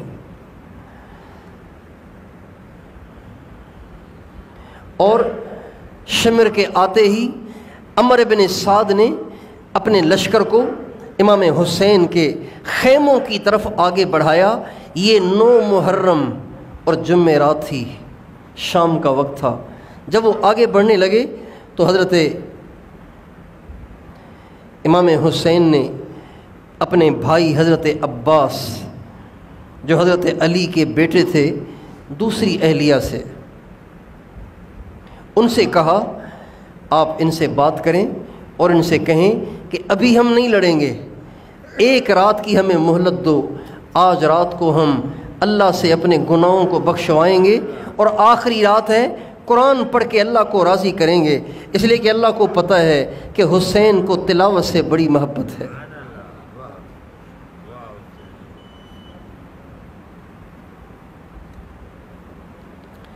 چنانچہ حضرت عباس نے عمر بن سعد کے لشکر سے بات کی اور کہا ایک رات کی ہمیں مہلت دی جائے، آج رات کو ہم اپنے گناہوں کو اللہ سے بخشوانا چاہتے ہیں، اپنے گناہوں کو اللہ پاک سے بخشوانا چاہتے ہیں اور قرآن پاک کی تلاوت کرنا چاہتے ہیں۔ جب یہ کہا تو عمر بن سعد اپنے لشکر کو لے کر پیچھے چلا گیا اور رات گزرنے لگی۔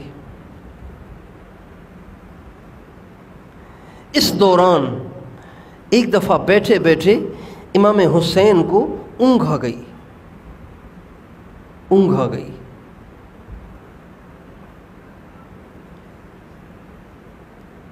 تو اس ہلکی سی نیند میں انہوں نے خواب دیکھا کہ کوئی کہنے والا کہہ رہا ہے یہ قافلہ ایسا قافلہ ہے کہ ان کی موت بھی ان کے ساتھ جا رہی ہے۔ یہ آواز سنتے ہی ایک دم جو نیند سے اونگ سے بیدار ہوئے تو چیخ نکل گئی، امام حسین کی چیخ نکل گئی۔ جب چیخ نکلی تو حضرت علی اکبر جو امام حسین کے بڑے بیٹے تھے، انہوں نے جب یہ چیخ سنی تو کہا ابو کیا ہوا، ابو کیا ہوا؟ کہا بیٹا ابھی مجھے اونگ آئی تھی، ابھی مجھے اونگ آئی تھی، ابھی مجھے اونگ آئی تھی۔ اور اس اونگ میں ایک کہنے والا کہہ رہا تھا یہ لوگ جا رہے ہیں، ان کی موت بھی ان کے ساتھ جا رہی ہے، اس لیے چونکتے ہوئے میری آواز نکل گئی۔ تو حضرت علی اکبر کہنے لگے ابو کیا ہم حق پہ نہیں جا رہے؟ کیا ہم جس راستے پہ چلے ہیں یہ راستہ حق کا راستہ نہیں ہے؟ کہا بیٹا راستہ تو حق کا ہے۔ کہا ابو پھر آپ گھبراتے کیوں ہیں؟ حق راستے میں جان دینی پڑ بھی گئی تو ہم جان بھی دے دیں گے۔ امام حسین کہنے لگے بیٹا آج تو نے بیٹا ہونے کا حق ادا کر کے میرے حوصلے کو بہت بلند کر دیا۔ آخری رات ہے، جمعے کی رات ہے، اور دشمنوں سے مہلت لے لی گئی ہے۔ جب رات کا اندھیرا ہر طرف چھانے لگا تو امام حسین نے اپنے ساتھیوں کو جمع کیا اور کہا دیکھو ہم آئے کسی اور ارادے سے تھے، حالات کچھ اور ہی بنتے چلے گئے، اب بظاہر اس کے سوا کوئی صورت نہیں ہے کہ ہم سب کے سب یا تو قربان ہو جائیں، لیکن میری رائے یہ ہے کہ یہ دشمن تمہارے خون کا پیاسا نہیں ہے، یہ میرے خون کا پیاسا ہے، یہ صرف مجھے چاہتا ہے، میں یہیں بیٹھا ہوں۔ میری تمہیں رائے یہ ہے کہ رات کا اندھیرا ہے، سارے سوئے ہوئے ہیں، تم سارے کے سارے آگے پیچھے چلے جاؤ، میرے بھی اہل بیت کو لے کر تم آگے پیچھے غائب ہو جاؤ تاکہ دشمن کو صرف میں ملوں اور تمہارا تو نقصان نہ ہو۔ پھر فرمانے لگے کہ میری رائے یہ ہے کہ تم سب کے سب یہاں سے کھسک جاؤ۔ جب یوں فرمایا تو سارے ساتھی اور سارے اہل بیت رونے لگ گئے اور کہنے لگے حضرت یہ کیسے ہو سکتا ہے کہ ہم آپ کو دشمن کے منہ میں چھوڑ جائیں اور خود اپنی جان بچا کے چلے جائیں؟ جہاں آپ قربان ہوں گے وہاں آپ سے پہلے ہم سب کے سب قربان ہوں گے۔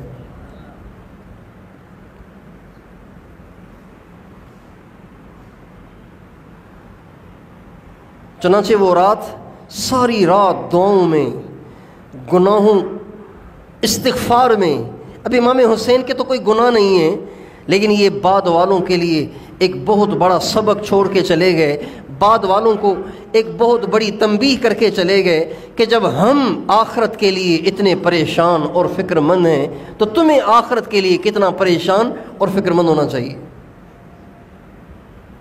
ساری رات قرآن پڑھتے رہے، دعائیں کرتے رہے، استغفار کرتے رہے۔ صبح حضرت امام حسین اپنی تلوار کو صاف کر رہے تھے، صاف کرتے کرتے اونگ آ گئی۔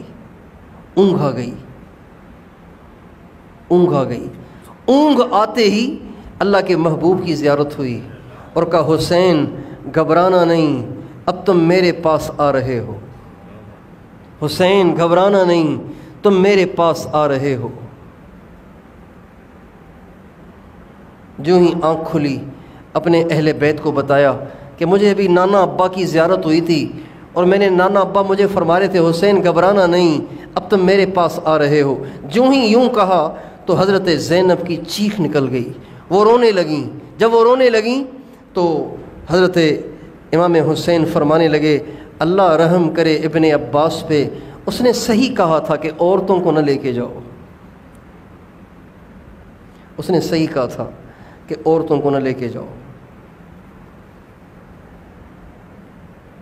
پھر آپ نے حضرت زینب سے فرمایا کہ میری بہن میں تمہیں اللہ کا واسطہ دیتا ہوں، اے میری بہن، یا اخیتی، اے میری چھوٹی بہن، میں تمہیں اللہ کا واسطہ دیتا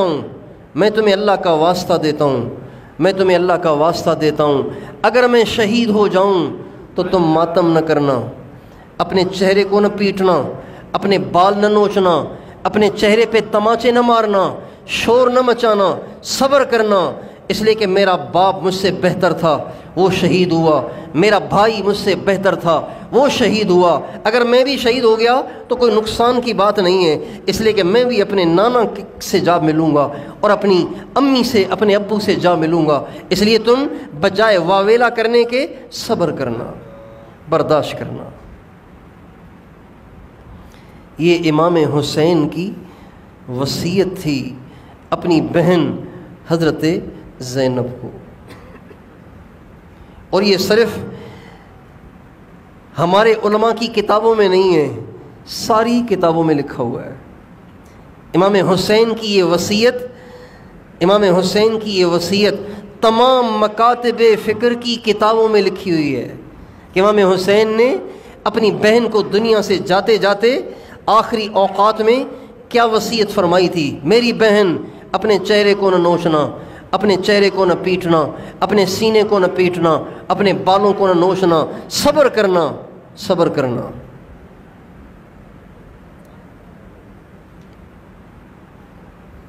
چنانچہ صبح ہوئی اور دشمن لشکر لے کر آ گیا، اور امام حسین کے ساتھی بھی تیار ہو کر آگے آ کر کھڑے ہو گئے۔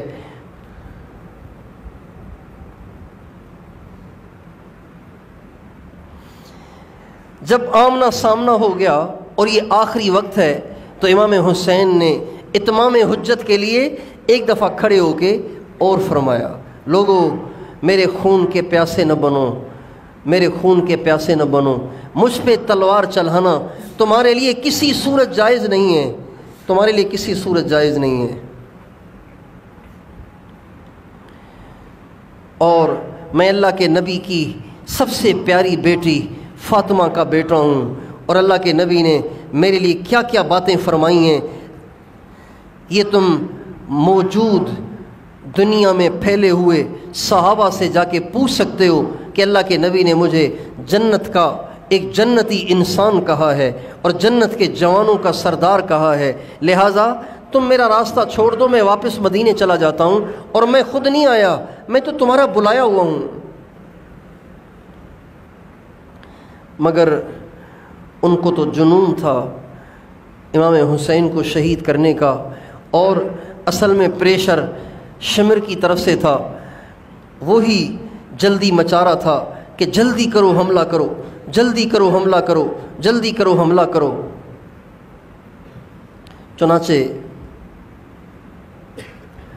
آخر انہوں نے حملہ کر ہی دیا، اور امام حسین کے جو ساتھی تھے ایک ایک ہو کر آگے بڑھے۔ مسلم بن اوسج، حبیب بن مطہر آگے بڑھے، لڑتے لڑتے شہید ہوئے۔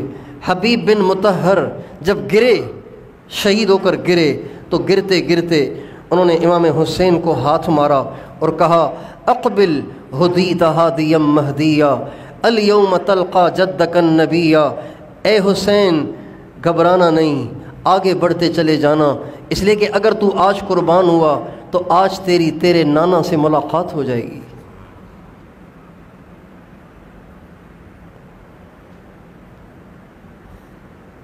الیوم تلقا جدک النبیا، آج تیرے نانا سے ملاقات ہو جائے گی۔ وحسنا والمرتضی علیہ، آج تیرے بھائی حسن سے بھی ملاقات ہونے والی ہے، تیرے بابا علی سے بھی ملاقات ہونے والی ہے، تو گھبرانے کی تو بات ہی نہیں۔ یہ کہہ کر وہ شہید ہو گئے۔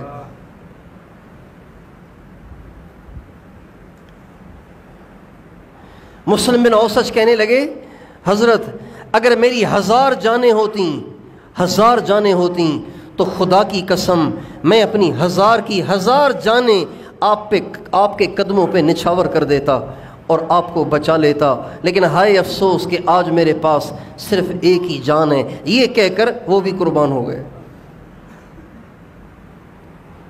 اور پھر یوں قربان ہوتے ہوتے جوں ہی سورج مغرب کی طرف ڈھلنے لگا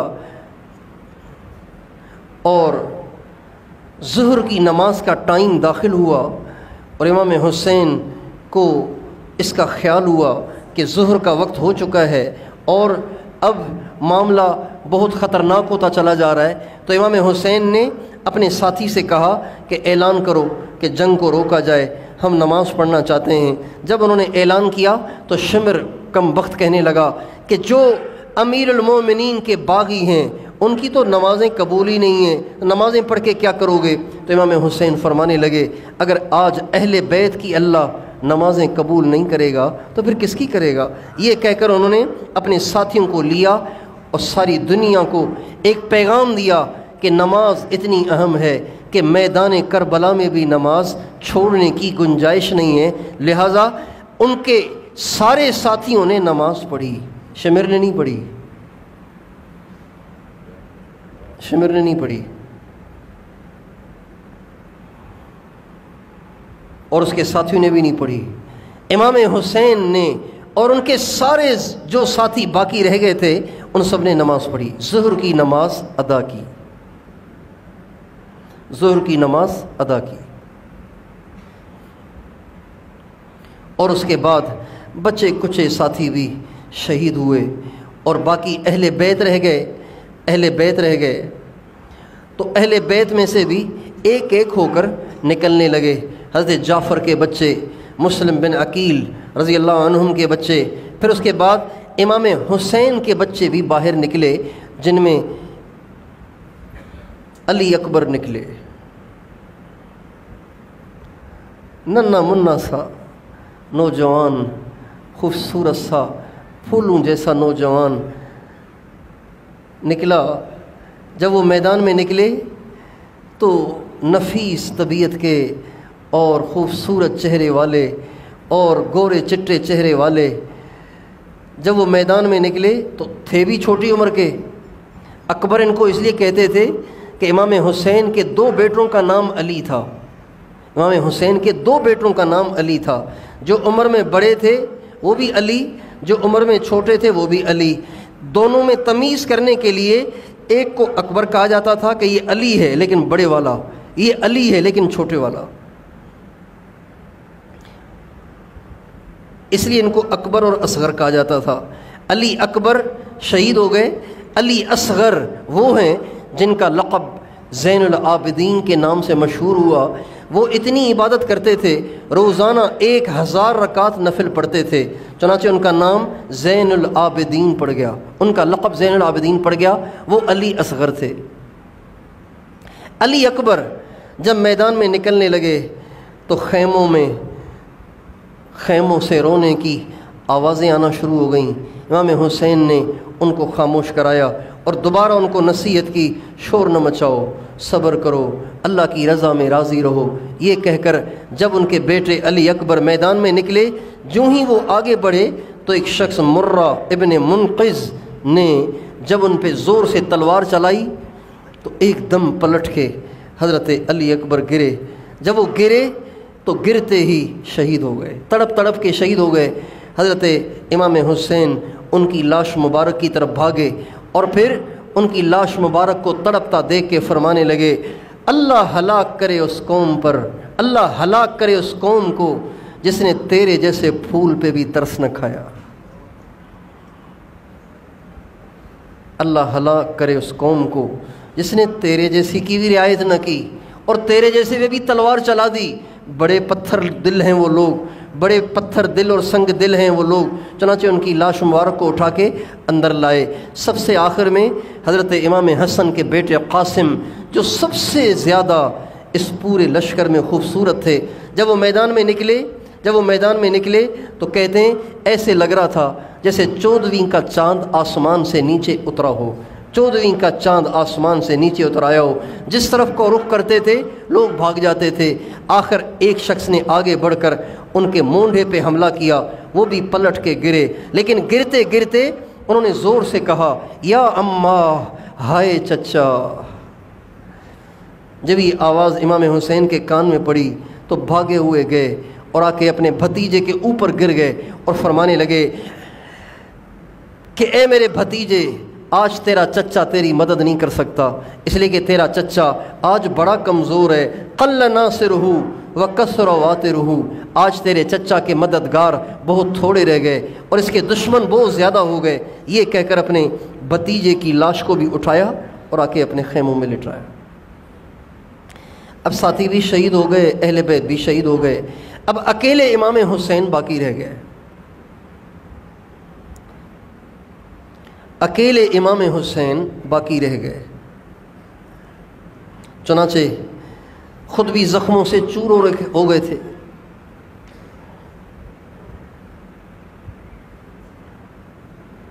زخموں سے چور ہو گئے تھے، اور پیاس بھی بہت ستا رہی تھی کہ 3 دن سے پانی نہیں پیا تھا۔ شمر نے آ کے پانی بند کروا دیا تھا، پانی بھی نہیں پیا تھا۔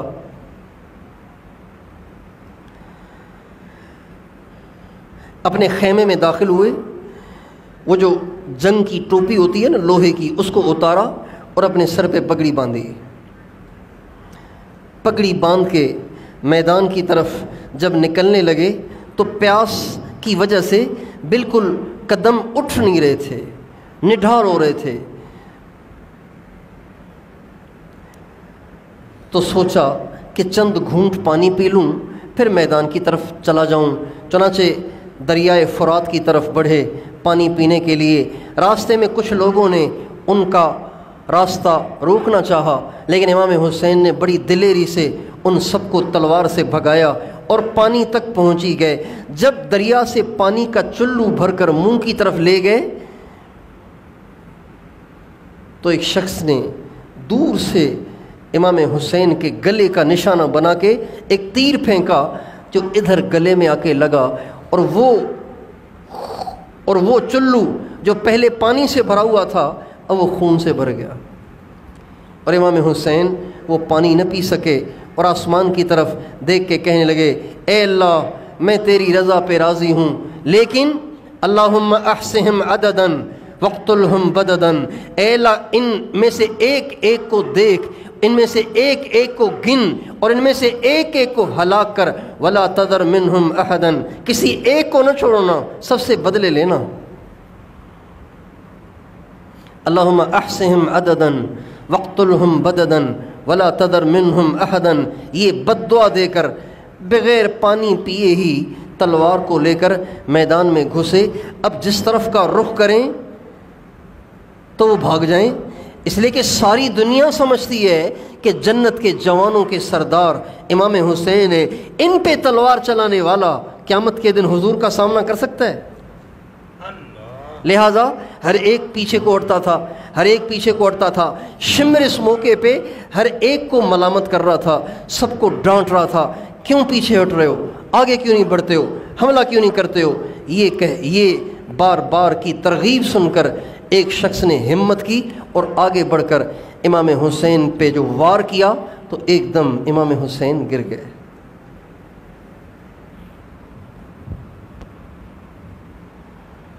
شمر نے خولی بن یزید سے کہا آگے چل کر گردن کاٹ، آگے بڑھ کر گردن بھی کاٹ دے۔ خولی بن یزید جب آگے بڑھا اور اس نے گردن مبارک کو الگ کرنا چاہا تو اس کے ہاتھ کانپ گئے، وہ پیچھے ہٹا۔ سنان بن انس ایک اور شخص ہے، اس کو اتنی ہمت ہو گئی کہ وہ آگے بڑھا اور امام حسین کے سر مبارک کو بھی تن سے جدا کر دیا۔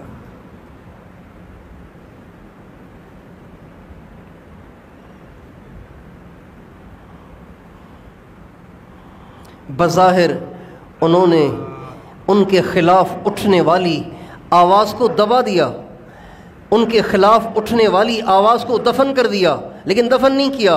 اللہ تعالیٰ اہل حق کے خون کو رائے گاہ نہیں کرتے۔ اللہ تعالیٰ فرماتے ہیں ان اللہ لا یضیع اجر المحسنین، جو اللہ کے لیے قربانیاں دیتے ہیں اللہ ان کے خون کو رائے گاہ نہیں جانے دیتے۔ اللہ ان کے خون کا اللہ پاک ان کے خون کے نتائج ضرور نکالتے ہیں۔ چنانچہ نتیجہ کیا ہوا؟ نتیجہ یہ ہوا کہ ان کے نظریے کے مطابق اہل بیت مٹ گئے، اہل بیت کی آواز دب گئی، اہل بیت مغلوب ہو گئے۔ لیکن ہم دیکھتے کیا ہیں کہ امام حسین کا نام آج بھی روشن ہے، اہل بیت کا نام آج بھی روشن ہے، اہل بیت کا پیغام لیے آج بھی مجاہدین اسلام کھڑے ہوئے ہیں، آج بھی علماء اہل حق کھڑے ہوئے ہیں۔ لیکن یزید وہ ہے، ابن زیاد وہ ہے، عمر ابن سعد وہ ہے، شمر ذی الجوشن وہ ہے، تب سے ان پر لعنت برس رہی ہے اور اب تک برس رہی ہے۔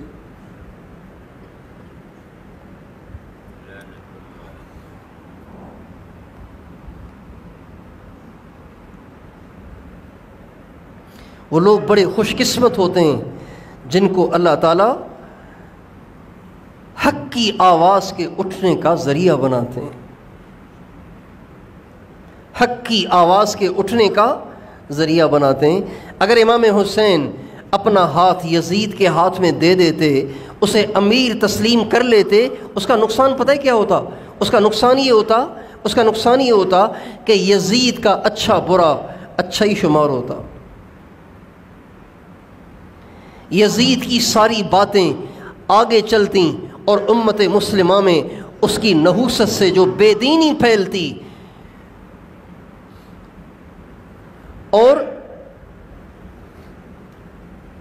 جب امت مسلمہ دیکھتی کہ کسی نے آواز بھی نہیں اٹھائی تو اس کا مطلب یہ سب ٹھیک ہے، جب یہ سب ٹھیک ہے تو سارے یہ کرنے لگ جاتے، اور ہوتے ہوتے ہمیشہ کے لیے حق کا نور بجھ جاتا۔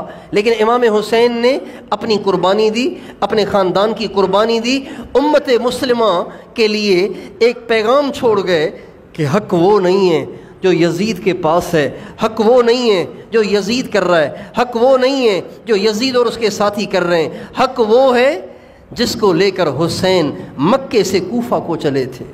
یہ ایک پیغام چھوڑ گئے۔ اسی پیغام کی روشنی میں آج تک اہل حق کفر کے سامنے اور اہل باطل کے سامنے، چاہے وہ مسلمان ہوں چاہے وہ کافر ہوں، ان کے سامنے برسر پیکار ہیں۔ ان ساری آج تک اور قیامت تک کی جانے والی قربانیوں کا اجر اللہ تعالیٰ امام حسین کے صحیفے میں لکھتے رہیں گے، یہاں تک کہ آخری دور میں جب امام مہدی آئیں گے اور امام مہدی مسلمانوں میں سے جو فاسق فاجر ہوں گے ان سے بھی جہاد کریں گے، عیسائیوں سے بھی جہاد کریں گے، یہودیوں سے بھی جہاد کریں گے، ان سارے جہادوں کا اجر بھی اللہ تعالیٰ امام حسین کے کھاتے میں ڈالیں گے۔ تو بھائیو، حق پہ رہنا اور حق پہ جینا اور حق پہ مرنا، یہی امام حسین کا پیغام ہے، یہی امام حسین کا طریقہ اور مزاج ہے، یہی اہل بیت کا مزاج ہے کہ دین قربان نہ ہو، باقی سب کچھ قربان ہو جائے۔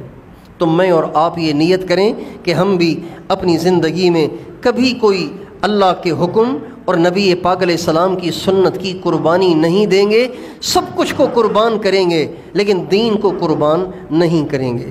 تیار ہیں انشاءاللہ؟ اگر آپ آج کی اس مجلس کے بعد سنت کی خلاف ورزیاں چھوڑ دیں، اللہ کے حکم کی خلاف ورزیاں چھوڑ دیں، نمازوں کا اہتمام شروع کر دیں، ہیلے اور بہانے اور بددیانتی چھوڑ دیں اور جھوٹ سے توبہ کر لیں، سنت کے خلاف زندگی گزارنے سے توبہ کر لیں، تو اس قصے سنانے کا فائدہ ہوا۔ اور اگر آپ نے قصہ تو سن لیا لیکن اپنی زندگی کو نہ پلٹا تو اس کا مطلب یہی ہوگا کہ قصہ سن لیا لیکن زندگی تو یزید ہی کی پسند ہے، طریقہ تو ابن زیاد ہی کا پسند ہے۔ تو کیا خیال ہے، کرتے ہیں سارے توبہ؟ آج تک جو اللہ اور اللہ کے حکم اور نبی پاک علیہ السلام کے طریقے کی خلاف ورزیاں ہوئیں اس پہ توبہ کرتے ہیں انشاءاللہ؟ آئندہ بچیں گے؟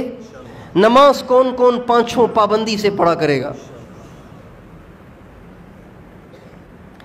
پانچوں نمازیں پڑھو، فجر میں بھی آیا کرو۔ ہمارے محلے کے یہاں بیٹھے ہوئے ہیں، ان سے دست بستہ درخواست ہے، فجر میں آیا کرو۔ مغرب میں صحن بھر جاتا ہے، فجر میں ایک صف مشکل سے بن پاتی ہے۔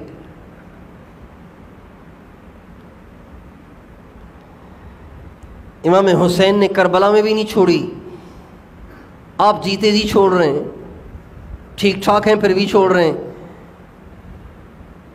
نمازیں پابندی سے پڑھیں، جھوٹ سے بچیں، بددیانتی سے بچیں، اور اللہ سے یہ ضرور دعا کیا کریں، اے اللہ حق پہ قائم رکھ، حق پہ زندگی گزارنے کی توفیق عطا فرما، اور حق ہی کے ساتھ دنیا سے ہمیں جانے کی توفیق عطا فرما۔